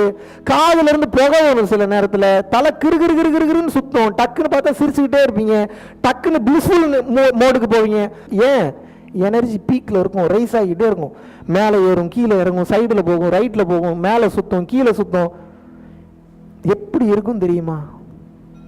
சில பல தெளிவு பெற்றவர்களை பார்க்கும்போது எப்படி தெரியும் உங்களுக்கு ஆரம்பத்தில் அப்படின்னா, மென்டல் மாதிரி தெரியும், பைத்தியம்னு தெரியும் உங்களுக்கு. அவங்க கான்சியஸ்னஸ் உங்களெல்லாம் புரிஞ்சுக்க முடியாது, அதுக்கெல்லாம் பக்குவம் பத்தாது உங்களுக்கு. நல்லது செய்தாலும் தீமை செய்தாலும் யாரு தண்டிக்க போறா? இறைவன் தண்டிக்க போறான். நீங்க எப்படி ஜட்ஜ்மெண்ட்டுக்குள்ள போவீங்க? நீங்க எப்படி கண்டுபிடிக்க முடியும் ஒருத்தனை? இதனாலதான் சொல்றேன், அடுத்தவனை ஜட்ஜ் பண்ணாதீங்க. நீங்க அவன் என்ன மனநிலையில் இருக்கிறானே தெரியாது. உங்க பொண்டாட்டி பிள்ளைங்களையும் ஜட்ஜ் பண்ணாதீங்க, யாரையும் ஜட்ஜ் பண்ணாதீங்க. ஏன் அப்படின்னா அவங்க ஒரு ப்ராக்ரஸ்ல இருக்காங்க, அவங்க லேர்னிங் ப்ராக்ரஸ்ல இருக்காங்க. லேர்னிங் ப்ராக்ரஸ்ல இருக்கிறவங்க ஜட்ஜ் பண்ணீங்கன்னா யாருக்கு பிரச்சனை? உங்களுக்கு பிரச்சனையா அவங்களுக்கு பிரச்சனையா? ஒரு தப்பான சிந்தனை உள்ள போயிருச்சுன்னா அதை எடுக்க தெரியுமா உங்களுக்கு? இன்னைக்கு தவறுன்னு தெரியறது நாளைக்கு சரின்னு தெரிய வரும். அப்ப உங்களோட பொண்டாட்டியோ உங்க புருஷனோ நீங்க தண்டிச்சிட்டீங்க அப்படின்னா எங்க கொண்டு போய் முகத்தை வச்சுப்பீங்க நாளை பின்ன? புரியுமா உங்களுக்கு ஏதாவது? உலகம் மொத்தமும் சேர்ந்து உங்களுக்கு பிரஷர் கொடுக்கும், இது சரியில்லை அதுதான் சரி. ஏங்க, ஒரே ஒருத்தன் உண்மையை பேசுறான், 1,00,000 பேர் சேர்ந்து ஒரு பொய்யை பேசுறான். 1,00,000 பேர் சேர்ந்து பேசுற பொய் உண்மையா, ஒரே ஒருத்தன் பேசுற உண்மையா? ஆனா இந்த உலகத்துல நீங்க எப்படி பாத்தீங்கன்னா, எத்தனை பேர் சேர்ந்து மொத்தமா ஒரே மேட்டரை பேசுறான்ற பார்த்துட்டு அதுதான் உண்மைன்னு நினைச்சுக்கிறீங்க. இப்ப தனியா உண்மையை பேசுறவனோட வாழ்க்கை முடிஞ்சு போச்சு, கஷ்டமா இருக்கு. அவன் ஒரு ஆளா போராடிட்டு இருக்கான், தனியா கத்திக்கிட்டு இருக்கான், டே அப்படி இல்ல, டே அப்படி இல்ல, டே அப்படி இல்ல, இப்படி வா, இப்படி ஒரு வாழ்க்கை இருக்கு, இதை பாரு இதை பாருன்னா பார்க்க முடியலையே, கேட்க முடியலையே, பேச முடியலையே. காலம் போனதுக்கு அப்புறம் வந்த ஞானத்துக்கு என்ன பயன் இருக்கு, என்ன பலன் இருக்கு? இதனாலதான் நான் சொல்றேன், உங்க பொண்டாட்டி பிள்ளைங்க குழந்தைங்கள முதல்ல ஜட்ஜ் பண்ணாதீங்க, ஜட்ஜ் பண்ணாதீங்க. ஒரு வளர்ச்சி என்பது அனுபவத்திலிருந்து தான் பிறக்கிறது. அனுபவம் எதிலிருந்து வருகிறது? நல்லது கெட்டதிலிருந்து வருது. நல்லது மட்டும் வருது, ஓகே ஏத்துக்கிறீங்க. கெட்டது வந்தா ஏன் ஏத்துக்க மாட்டீங்க? கெட்டது வராம எப்படி ஒரு விஷயம் கெட்டதுன்னு உங்களுக்கு தெரியும்? எப்படி தெரியும்? எப்படி புரியும்? 24 மணி நேரம் எனக்கு நல்லது மட்டும் தான் நடக்கணும். எவ்வளவு பெரிய சுயநலவாதி நீங்க! பிறந்தவன் மொத்தமும் இந்த உலகத்துல இருந்து சாகல அப்படின்னா பூமி தாங்குமா? பால் அழியலன்னா தயிர் வருமா? தயிர் அழியலன்னா மோர் வருமா? மோர் அழியலன்னா வெண்ணெய் வருமா? வெண்ணெய் அழியலன்னா நெய் வருமா? நெய் இல்லைன்னா எப்படி தொட்டு நக்குவீங்க நீங்க? ஆஹா சூப்பரா இருக்கு இன்னைக்கு நெய். எப்படி வரும்? எங்கிருந்து வரும்? அழிவு எனும் தத்துவத்தை ஏற்றுக்கொள்வதே இல்லை. அழிவு எனும் தத்துவத்தை ஏற்றுக்கொள்ளவில்லை என்றால் ஞானம் எங்கிருந்துங்க பிறக்கும்? எங்கிருந்து பிறக்கும்? எப்படி அழிவு எனும் தத்துவத்தை நீங்கள் ஏற்றுக்கொள்ள வேண்டுமோ அதை போலவே படைத்தல், காத்தல், அழித்தல், இந்த 3 தன்மையும் இறைவன் தான். படைத்தலை ஏத்துக்கிறீங்க, காத்தலை ஏத்துக்கிறீங்க, அழித்தலை ஏத்துக்கவே மாட்டீங்க. எவன் அழித்தலை ஏற்றுக்கொள்கிறானோ அவன் ஞானி.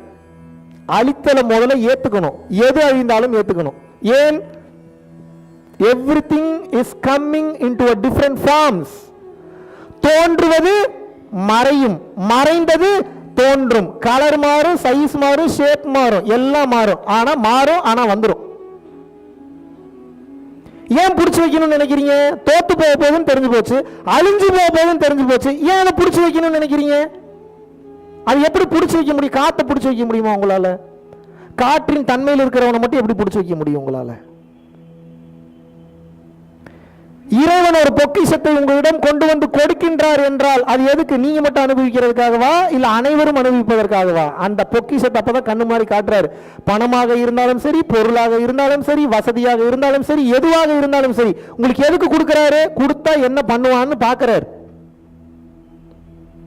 சுயநலத்தில் பயன்படுத்தினீர்கள் என்றால் அழிந்து விடுவீர்கள். சுயநலம் வேண்டாம். இந்த உயிரானது, இந்த பொருளானது, இந்த பதவியானது, இந்த பொறுப்பானது அனைவருக்கும் பொதுவானது. இதை நான் மற்றவங்களுக்கு எப்படி பயன்படுத்தணும்னு பார்த்தீங்கன்னா அதுதான் ஞானம். புரியுதா நான் பேசுறது? ஏதாவது அனைவரும் எந்த வாழ்க்கையை வாழ்றீங்க? எப்படிப்பட்ட வாழ்க்கையை வாழ்றீங்க? எனக்கு, என்னால, என் மூலியமா, எனக்காக மட்டும்தான், என் குடும்பம், என் பொண்டாட்டி, என் குழந்தை, என் சுகம், என் சந்தோஷம், எவன் எப்படி போனா என்ன, அப்படி காற்றோ நீரோ இல்ல நெருப்போ ஆகாயமோ நினைத்திருந்தால் நீங்கள் வாழ முடியுமா? உங்களுடைய வாழ்க்கை இன்னொருத்தன் போட்ட பிச்சை. உங்களை மாதிரி அவரே எவனோ ஒரு சமூக சேவகன், ஒரே ஒரு நல்லவன் ஒரு ஊர்ல இருந்தா போதும், அவனுக்கு அந்த ஊர்ல மழை பெய்யுன்றான். எப்படி? அவன் ஒருத்தன் தான் எல்லாரும் நல்லா இருக்குன்றான். மீதி பேர்ல என்ன நினைக்கிறீங்க? எனக்கு நேரத்துக்கு சாப்பாடு வந்தா போதும், டைமுக்கு எல்லாம் கிடைச்சா போதும், வீடு கிடைச்சா போதும், கார் கிடைச்சா போதும், நான் எப்படி வேணாலும் வாழ்ந்து எப்படி வேணாலும் செத்து போறேன்னு நினைக்கிறீங்க. எப்படி அப்படி இருக்க முடியும்? உலகம் எப்படி வேணாலும் போட்டும், எப்படி வேணாலும் வாழட்டும், எப்படி வேணாலும் அழியட்டும், நான் பாட்டுக்கு சுயநலமா இருந்துட்டு போறேன்னு நீங்க நினைக்கிற மாதிரியே நானும் நினைச்சா என்ன ஆகும்? என்னைய மாதிரியே என்னை சார்ந்தவர்களும் நினைச்சா என்ன ஆகும்? ஜெகன் அப்படி நினைக்கிறாரு, அரவிந்தன் அப்படி நினைக்கிறாரு, சதீஷ் அப்படி நினைக்கிறாரு, பரஞ்சோதி அப்படி நினைக்கிறாரு, லேக்கா அப்படி நினைக்கிறாங்க, சுத்தி இருக்கக்கூடிய வாலண்டியர்ஸ் எல்லாம் அப்படி நினைக்கிறாங்க. எல்லாரும் அப்படி நினைக்கிறாங்க. எல்லாருக்கும் சுயநலமா வாழ்ந்தா போதுங்கன்னு நினைக்கிறாங்க. எப்படி இருக்கும் இந்த வாழ்க்கை? இப்ப இந்த கிளாஸ் இங்க நடக்குது இல்ல, இதுல 10 பைசா பிரயோஜனம் இருக்கா எங்களுக்கு? நீங்க சொல்லுங்க. கரண்ட் பில் யார் கட்டுறது? என் ஃப்ளைட் டிக்கெட் காஸ்ட் என்னாச்சு? என் விசாக்கு சார்ஜ் என்னாச்சு? பணம் கொடுங்கன்னு கேட்கல, புரிஞ்சுக்கணும் முதல்ல. விசா டிக்கெட் காஸ்ட் என்னாச்சு? இவ்வளவு நேரம் நான் பேசுறேன், என்னோட உடல் உழைப்பு என்னாச்சு? என்னோட உயிர் சக்தி என்னாச்சு? தவம் பண்ணி எனர்ஜியை சேர்த்து வச்சிருக்கேன். பேசினா எனர்ஜி கம்மியாகுமா ஜாஸ்தி ஆகுமா? கம்மியாகுமா ஜாஸ்தி ஆகுமாங்க? என் உயிர் சக்திக்கு யார் பொறுப்பு எடுத்துக்கிறது? எங்க அப்பா அம்மாக்கு யார் பதில் சொல்றது? நீங்க கேட்கலாம், நீ எப்படி நீங்கெல்லாம் இப்படி எப்படிங்க பேசுங்க? ஏங்க நீங்க நினைக்கிற மாதிரி நான் நினைச்சா, இப்போ உங்களை மாதிரியே நானும் நினைக்கிறேன். நீங்க எப்படி என்னைய மட்டும் கருணையா இருந்து எதிர்பார்க்குறீங்க? இப்போ எனக்கு ஆசை இருக்காதா? நான் இருக்கிற மாதிரி நீங்களும் இருக்கணும், எனக்கு ஆசை இருக்குமா இருக்காதா? மலையை குடைக்கிறாங்க, மண்ணை குடையிறாங்க, தண்ணியை நிறுத்துறாங்க, ஒரு உதவி யாருக்கு பண்றதில்ல, சக மனிதனுக்கு சப்போர்ட் பண்றதில்ல, ஹெல்ப் பண்றதில்ல, உதவி பண்றதில்ல, எதுவும் பண்றதில்ல. காலையில பால் பாக்கெட் வருதா, தண்ணி இருக்கா, கலக்கி சாப்பிட்டோமா, வேலைக்கு போறதுக்கு காடி இருக்கா, ஊத்துறதுக்கு என்ன இருக்கா, டச் அண்ட் கோ சரியா வேலை செய்யுதா, ஸ்மார்ட் டேக் வேலை செய்யுதா, உள்ள போறோமா வெளியே வரமா, பாஸ்போர்ட் இருக்கா, சாப் பண்ணோமா, வெளியே வந்தோமா, இதைத்தான் பாக்குறீங்க. இதெல்லாம் நடக்கிறதுக்கு நாடுன்னு ஒண்ணு வேணும், வீடுன்னு ஒண்ணு வேணும், தண்ணின்னு ஒண்ணு வேணும். இல்லைன்னா செத்து போயிடுவோம். அடுத்து பெத்து வச்சிருக்கீங்க பிள்ளைங்கன்னு ஒண்ணு, அதுக்கு என்னத்தை விட்டு வச்சுட்டு போக போறீங்க அடுத்த ஜென்மத்துக்கு? கோடி கோடியா பணமா?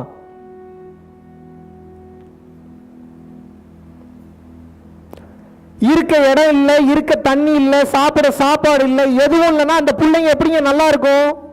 எப்படிங்க நல்லா இருக்கும்? உங்க சுக துக்கங்களை அனுபவிங்க, நான் வேணான்னு சொல்லலை. நான் உங்களுக்கு ஏதாவது அனுபவிக்க வேணான்னு சொல்றேன்னா, சந்தோஷமா வாழ்றதுக்கு இந்த வாழ்க்கை, ஜாலியா இருங்க. என்னுடைய கேள்வி என்னன்னா, கொஞ்சமாவது சொசைட்டி ரீதியா கொஞ்சம் யோசிங்க. இந்த சொசைட்டிக்கு என்ன பண்ண முடியும்னு பாருங்க. ஏன் சொசைட்டிக்கு என்ன பண்ண முடியும்னு பார்க்க சொல்றேன் அப்படின்னா, போக போக போக போக கலியுகம் முத்த என்ன ஆகும்னா, இந்த உலகம் சார்ந்த விஷயங்களில் கவனம் செலுத்த வேண்டும் என்ற எண்ணம் யாருக்குமே வராது. போனை உருவாக்கிடுவீங்க, லேப்டாப் உருவாக்கிடுவீங்க, டிவி மேனுஃபேக்சர் பண்ணிடுவீங்க, மைக் ரெடி ஆக்கிடுவீங்க, கேமரா உருவாக்கிடுவீங்க. ஒரு மலையை நீங்க உருவாக்கி காட்டுங்க, நீங்க தான் பெரிய அறிவாளியாச்சு. உங்களை மாதிரி அறிவாளி தான் உலகத்திலே பார்க்க முடியாது. ஒரு மலை, ஒரு மவுண்டனை, ஒரு பாயிண்ட் ஆஃப் மினரல் கூட மிஸ் ஆகாம இயற்கை எப்படி கிரியேட் பண்ணிருக்கோ, அதே மினரல்ஸோட பாயிண்ட் ஒரு டிராப் மிஸ் ஆகாம நீங்க கிரியேட் பண்ணி காட்டுங்க, பண்ணுங்க. எதுக்கு மலைக்கு போறீங்க? சின்ன மேட்ரு. உங்க ரத்தம் இருக்குல்ல, ஒரே ஒரு டிராப் ஆஃப் பிளட் என்ன காம்பினேஷன்ல இருக்கோ அப்படியே செயற்கையா உருவாக்கி காட்டுங்க. நீங்க காம்பினேஷன் மிஸ்ஸே ஆகக்கூடாது. இதுல எத்தனை ஹைட்ரஜன் இருக்கோ, எத்தனை ஆக்சிஜன் இருக்கோ, எத்தனை ஓசோன் இருக்கோ, அப்படியே அதுல இது வரணும். எத்தனை மினரல் இருக்கோ அப்படியே வரணும். பண்ண முடியுமா? முடியுமா? அப்புறம் எல்லாத்தையும் இன்டர்நெட்லயே தேடிட்டு இருக்கீங்க. ஒரு கட்டத்துக்கு மேல என்ன அரிசி, கோதுமை, உளுந்தம்பருப்பு, துவரம்பருப்பு எல்லாம் இன்டர்நெட்ல இருந்து டவுன்லோட் பண்ணுவீங்களா? 1G 2G 3G 4G கஞ்சி எங்க குடிக்கிறது? இன்டர்நெட்ல குடிப்பீங்களா? எங்க இருந்து குடிப்பீங்க? எங்க இருந்து டவுன்லோட் பண்ணுவீங்க? 5G 6G 7G போகும், அது போயிட்டு போகுது. சாப்பாடு, தண்ணி. இதுக்கு பெரிய ராக்கெட் சயின்ஸ் படிக்கணுமா? நம்மாழ்வாரையா தெளிவா பேசுறார். கார் போவது ஒரு நாள் நின்றுவிடும், விமானம் பறப்பது ஒரு நாள் நின்றுவிடும், மனிதர்கள் அவர்களது வேலையை ஒரு நாள் நிறுத்தி விடுவார்கள், மொத்த உலகமும் ஸ்தம்பித்து ஒரு நாள் நிற்கும். அப்போது உனது உணவை உனக்காகவே விளைவித்து சமைக்க தெரிந்திருந்தால் நீ யாரினுடைய எதிர்பார்ப்பையும் உதவியும் எதிர்பார்க்க தேவையில்லைங்கிறார். நடந்ததா இல்லையா? என்ன நடந்தது? வெரி குட், கரெக்டா சொல்ற. COVID-19 வந்ததா இல்லையா? மொத்தமும் நின்னுச்சு. ஒருத்தர் நினைச்சு பார்த்திருப்பீங்களா? மொத்த பேரும் உள்ள போய் தான் நம்ம இருக்க போறோம், வீட்டை விட்டு வெளியே வர மாட்டோம். யாராவது நினைச்சு பார்த்தீங்களா? போனோமா இல்லையா உள்ள? எத்தனை பேர் மிச்சரு, பழைய சோறு, அரிசியை சாப்பிட்டெல்லாம் உயிர் வாழ்ந்தாங்க தெரியுமா? வெளியில வர முடியாம பயந்தீங்களா இல்லையா அந்த வைரஸுக்கு? எஸ்ஆர்னோ? அப்புறம் நம்ம உணவை நமக்கு எப்படி கிரியேட் பண்றதுன்னு தெரியல. நீங்க எவ்வளவு பெரிய சயின்டிஸ்டா இருந்து என்ன பிரயோஜனம்? ஒரு கத்திரிக்காய் எப்படி விளைவிச்சு கொண்டு வரதுன்னு தெரியுமா உங்களுக்கு? கொத்தமல்லி எப்படி வருதுன்னு தெரியுமா? வெண்டைக்காய் எப்படி கிரியேட் பண்றதுன்னு தெரியுமா? இதே தெரியல, நம்ம எவ்வளவு பெரிய சாஃப்ட்வேர் இன்ஜினியரா இருந்து என்ன பிரயோஜனம்? அத்தியாவசியமான ஒரு பொருள். இப்ப இந்த அரசாங்கமும் இந்த எஜுகேஷன் சிஸ்டமும் எதை நமக்கு சொல்லிக் கொடுக்க வேண்டும்? எதை நமக்கு சொல்லிக் கொடுக்க வேண்டும்? விவசாயத்தை சொல்லிக் கொடுக்கணும், அன்பை சொல்லிக் கொடுக்கணும், அது நம்ம உயிர்னு சொல்லிக் கொடுக்கணும், 4 பேருக்கு ஹெல்ப் பண்ணுன்னு சொல்லிக் கொடுக்கணும், மார்க் எடுக்கிறதுனாலும் பரவாயில்லடா நல்ல மனுஷனா இருன்னு சொல்லிக் கொடுக்கணும். இப்ப நினைச்சு பாருங்க, ஒரு வினாடி நினைச்சு பாருங்க, கொஞ்சம் நினைச்சு பாருங்க. நடக்கத்தான் மாட்டேங்குது. நினைச்சாவது பார்ப்போம். நினைச்சாவது, நினைக்கிறதுக்கு என்ன காசு? பெருமாளையே அடிக்கடி சொல்றாரு, நினைக்கிறதுக்கு கஞ்ச பிசாயத்தனம் பண்றாங்க, ஏன்னே தெரியலங்க அப்படிங்கிறாரு. நினைக்கிறதுக்கு என்ன? அடிக்கடி அந்த வார்த்தையை சொல்லுவார். சும்மா தானே நினைக்கிறோம். காடி எடுத்துட்டு போகும்போது பக்கத்துல வள்ளலார் இருக்காரு, அவர் ஏன் வள்ளலார் எங்க அப்பன் அப்படின்னு நினைச்சிட்டே காடி ஓட்டுங்க பாரு. நானே அவ்வளவு நாள் அதை பண்ணி பார்த்தது இல்லை. ஆஹா பரவாயில்ல, நல்ல மேட்டரா இருக்கே. ஆமா இல்ல, நினைச்சு பாக்குறேன். பக்கத்துல வள்ளலாரோ சிவானந்த பரமஹம்சரோ உட்கார்ந்து வந்தா எப்படி இருக்கும்? எப்படி இருக்கும்? ஏன் நினைச்சா வரமாட்டாங்களா அவங்க? சர்வ வியாபிகள் அகிலம் எங்கும் பரவி இருக்காங்க, உட்கார்ந்து வர மாதிரி நினைக்கிட்டுமே, போய் டிராப் பண்ணட்டும், நம்ம மறுபடியும் நம்ம கூட ரிட்டர்ன் வராங்க. அப்படி ஒரு நிமிஷம் நீங்க நினைச்சு பார்க்கணும். இப்ப எப்படி நினைக்கணும்னா, அரசாங்கமும் இருக்கக்கூடிய மனிதர்களும் சக உறவினர்களும் அனைவரும் இந்த மனநிலையில இருக்காங்க. எந்த மனநிலை? உங்ககிட்ட இருந்து எதையும் எதிர்பார்க்கல. இந்த உயிர் எப்படி நல்லா இருக்கும்? இந்த உயிருக்கு நம்ம என்ன செய்ய முடியும்? என்ன கொடுக்க முடியும்? எப்படியெல்லாம் இந்த உயிருக்கு நம்ம சப்போர்ட் பண்ண முடியும்? எப்படியெல்லாம் துணை நிற்க முடியும்? இந்த உயிரை எப்படி அரவணைச்சு போக முடியும்? இந்த உயிருக்கு நம்ம என்ன கொடுத்து மாற்ற முடியும்? இப்படி உங்களை சுத்தி இருக்கிறவங்க எல்லாரும் நினைச்சாங்கன்னா உங்க வாழ்க்கை எப்படி இருக்கும்? எப்படி இருக்கும்? கவர்மெண்ட் இப்படி நினைக்குது, உங்க பக்கத்து வீட்டுக்காரர் இப்படி நினைக்கிறான், உங்க பொண்டாட்டி பிள்ளைங்க இப்படி நினைக்கிறாங்க, எல்லாரும் இப்படி நினைக்கிறாங்க. அந்த சமுதாயம் எப்படி இருக்கும்? எப்படி இருக்கும்? இப்ப எப்படி நினைக்கிறீங்க? அவன் சம்பாதிக்கிறான், அவன் வேலையை பார்க்கறான், இல்லை எனக்கு என்ன வேலை? என் பொண்டாட்டி உண்டு, என் பிள்ளை உண்டு, என் வேலை உண்டு, என் குழந்தை உண்டு, இப்படியே வாழ்ந்து இப்படியே செத்து போறேன்னு நினைக்கிறீங்க. எங்க இருந்து ஒற்றுமை வரும்? ஆல்ரெடி மதத்தை காரணம் காட்டி, மொழியை காரணம் காட்டி, ஜாதியை காரணம் காட்டி, வண்ணங்களை காரணம் காட்டி நம்மளை பிரிச்சுக்கிட்டு இருக்கான். போதா குறைக்கு அவனுக்கு சப்போர்ட்டிவா வேற நம்மளும் இதே மனநிலையில வாழ்றோம். எப்படி இந்த சமூகம் நல்ல நிலைக்கு போகும்? ஒரு வீடு நல்லா இருந்தா அந்த தெரு நல்லா இருக்கும், அந்த தெரு நல்லா இருந்தா அந்த சிட்டி நல்லா இருக்கும், அந்த சிட்டி நல்லா இருந்தா அந்த மாவட்டம் நல்லா இருக்கும், அந்த மாவட்டம் நல்லா இருந்தா அந்த ஸ்டேட் நல்லா இருக்கும், அந்த ஸ்டேட் நல்லா இருந்தா அந்த நாடு நல்லா இருக்கும். இப்படியே ஒவ்வொரு நாடும் நல்லா இருந்தா உலகமே நல்லா இருக்கும். அப்ப மொத்த உலகமும் நல்லா இருக்கிறது எங்க தொடங்குது? தனி மனிதனுடைய சந்தோஷத்தில், தனி மனிதனுடைய பார்வையில், தனி மனிதனுடைய ஒழுக்கத்தில் தொடங்கல, தனி மனிதனின் கருணையில் தொடங்குகின்றது. ஒழுக்கமா இருக்கணும்னு நினைக்காதீங்க, இருக்க முடியாது. கருணையா இருக்கும்னு நினைக்க, ஒழுக்கம் வந்துடும்.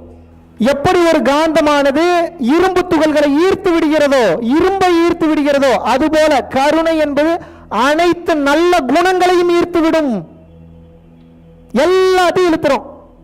நீங்க சிலபஸ் தேடவே வேண்டாம். நான் எத்தனை நல்லதா இருக்கிறது, இப்படி நல்லா இருக்கிறது, அப்படி நல்லா இருக்கிறதா, எதெல்லாம் மாத்த, இப்படிதான் யோசிக்க வேண்டாம். அன்பா இருங்க, எல்லா குவாலிட்டியும் வந்துடும். சிம்பிளான ஃபார்முலா. அன்புனா என்ன? சும்மா இருக்கிறது, பேசாம இருக்கிறது பேர் அன்பு கிடையாது. அந்த உயிருக்கு நான் எப்படி நல்லது செய்ய முடியும்னு பார்த்துட்டீங்கன்னா அதுக்கு பேர் அன்பு. நீங்க அன்பா இருந்துட்டீங்கன்னா அந்த உயிருக்கு தெரிஞ்சிடும். ஏன்னா அந்த உயிரும் அன்பினால் தான் கட்டமைக்கப்பட்டுள்ளது. அவங்க கான்சியஸ் மைண்ட்ல உங்களை தப்பான ஆள்னு நினைச்சா கூட அவங்களுடைய ஆன்மா விட்டு கொடுக்காது. டேய் ஏதோ தப்பா நினைக்கிறடா, அவன் நல்லவன்டா அப்படின்னு எது சொல்லும்? அது எப்ப நடக்கும்? நீங்க அன்பா இருந்தா தான் நடக்கும். எப்போது ஒரு மனிதன் உண்மையான அன்போடு வாழ ஆரம்பித்து விடுகிறானோ காந்தமாக மாறி விடுகிறான். எப்ப காந்தமா மாறிடுறானோ சுத்தி இருக்கக்கூடிய அந்த எல்லா சக்தியும் அவனுக்கு கிடைச்சிடும். மனிதனுடைய அருள் மட்டும் கிடைக்காது. புதுசா ஒரு இடத்துக்கு போறானே, இப்ப இந்த இடத்துக்குன்னு ஒரு தேவதை இருக்கும், அந்த தேவதை உனக்கு ஃப்ரெண்ட் ஆயிரும். இவன் கேட்காம உனக்கு சப்போர்ட் பண்ணும். புதுசா வேற ஒரு இடத்துக்கு போறானா, அந்த இடத்துல ஏதாவது ஒரு அருட்சக்தி இருக்கா, ஒரு சித்தர் இருக்காரா, இவனுக்குள்ள புகுந்து உனக்கு வேணுங்கிறத கிளென்ஸ் பண்ணி விட்டு அவங்க பாட்டுக்கு அவங்க வேலையை பார்ப்பாங்க. இவன்ட்ட பர்மிஷன் கேட்கணும்னு அவசியமே இல்லை. நல்லது பண்றதுக்கு எதுக்கு பர்மிஷன் கேட்கணும்? கெட்டது நல்லவனுக்கு ஏதாவது பண்றதுனா தான் நல்லது கிட்ட பர்மிஷன் கேட்கணும். நல்லதுக்கு நல்லது பண்றதுக்கு எதுக்கு பர்மிஷன் கேட்கணும்? டக்கு டக்குன்னு வந்து நல்லது பண்ணிட்டு போவோம். நீங்க கண்ணுக்கு தெரிஞ்ச நல்லது மட்டும் தான் பாக்குறீங்க. அன்பா இருங்க, கண்ணுக்கு தெரியாத பெரிய பெரிய நல்லதெல்லாம் நடக்கும். யாரும் உங்களை ஒண்ணும் பண்ண முடியாது. இறைவன் கரெக்டா வழி நடத்தி கொண்டு போவார், கரெக்டா வழி நடத்தி கொண்டு போவார், அழகா தூக்கிட்டு போவார்.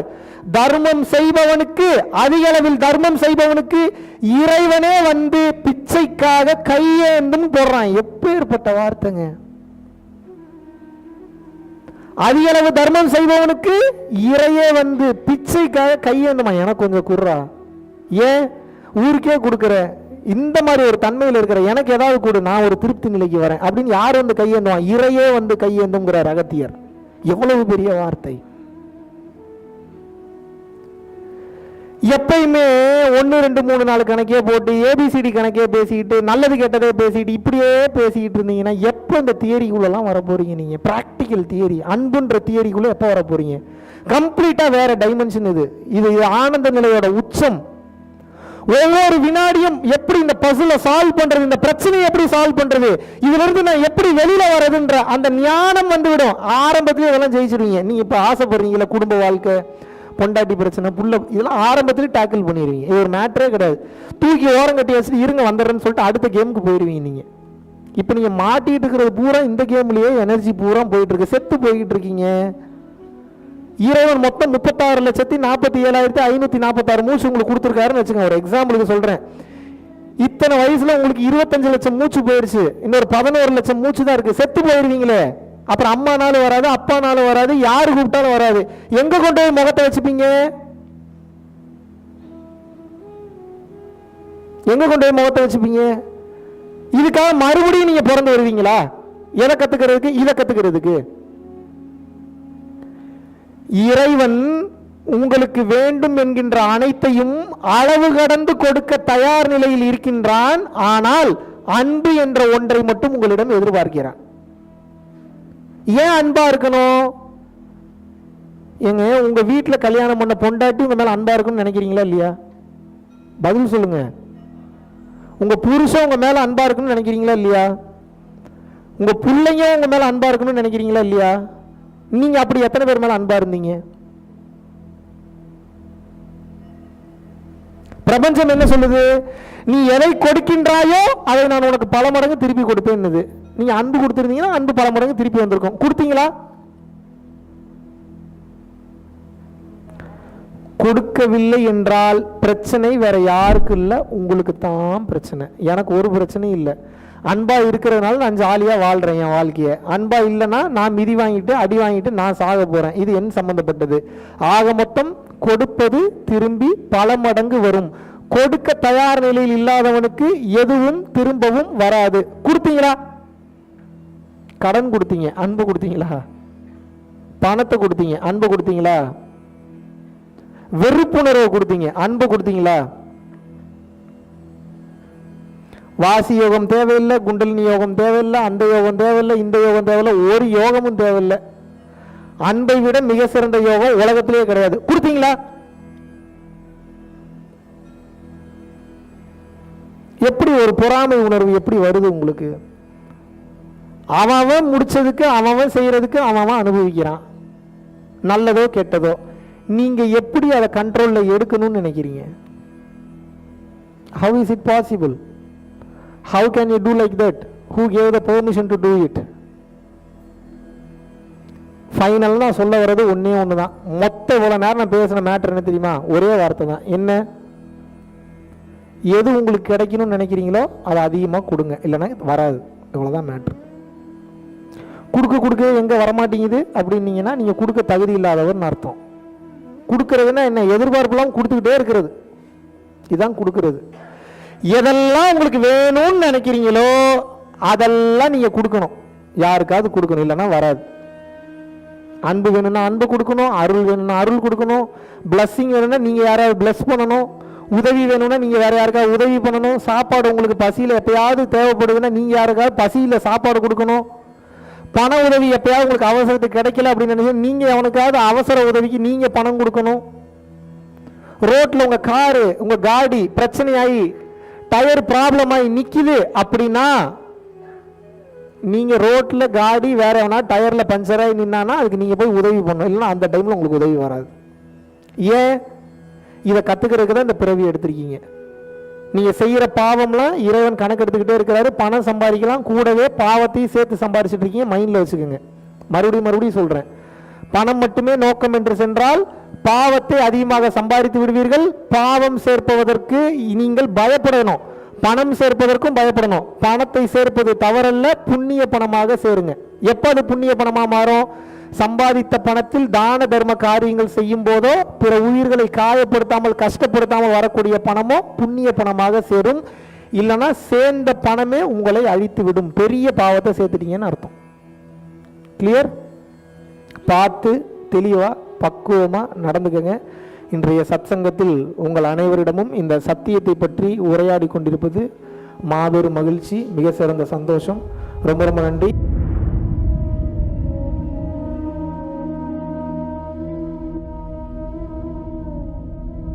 பரம்பொருளின் கருணையினால உங்களுடைய இடைவிடாத அன்னதானத்திற்கு நீங்கள் அனுப்பப்பட்ட பணத்தின் மூலியமாக பல லட்சம் உயிர்களுக்கு இது நாள் வரைக்கும் சாப்பாடு கொடுத்துருக்கோம்.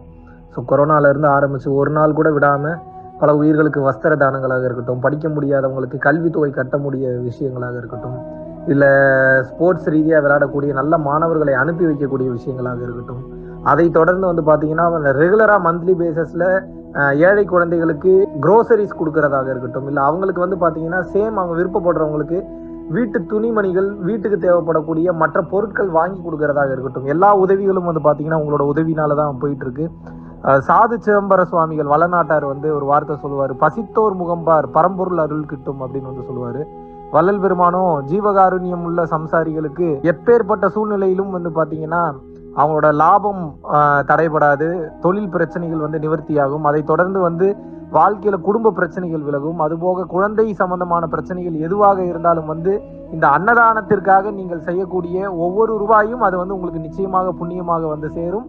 புண்ணியத்தை கடந்த நிலையில் முக்தி பாதைக்கும் அது நிச்சயமாக உங்களை வழிநடத்தும். அதனால விருப்பப்படுறவங்க நம்மளுடைய பரம்பொருள் அறக்கட்டளையினுடைய சேரிட்டி ஆக்டிவிட்டீஸ்க்கு தங்களுடைய விருப்பப்படக்கூடிய நன்கொடையை கீழே உள்ள டெஸ்கிரிப்ஷன்ல இருக்கக்கூடிய அக்கௌண்ட் நம்பருக்கு செலுத்தலாம். இதற்குண்டான அந்த அருளை சித்தர்கள் உங்களுக்கும் உங்கள் குடும்பத்தாருக்கும் வழங்க வேண்டுகிறேன். குருவின் பரிபூர்ண அருளாசிகள். குரு கடாட்சம்.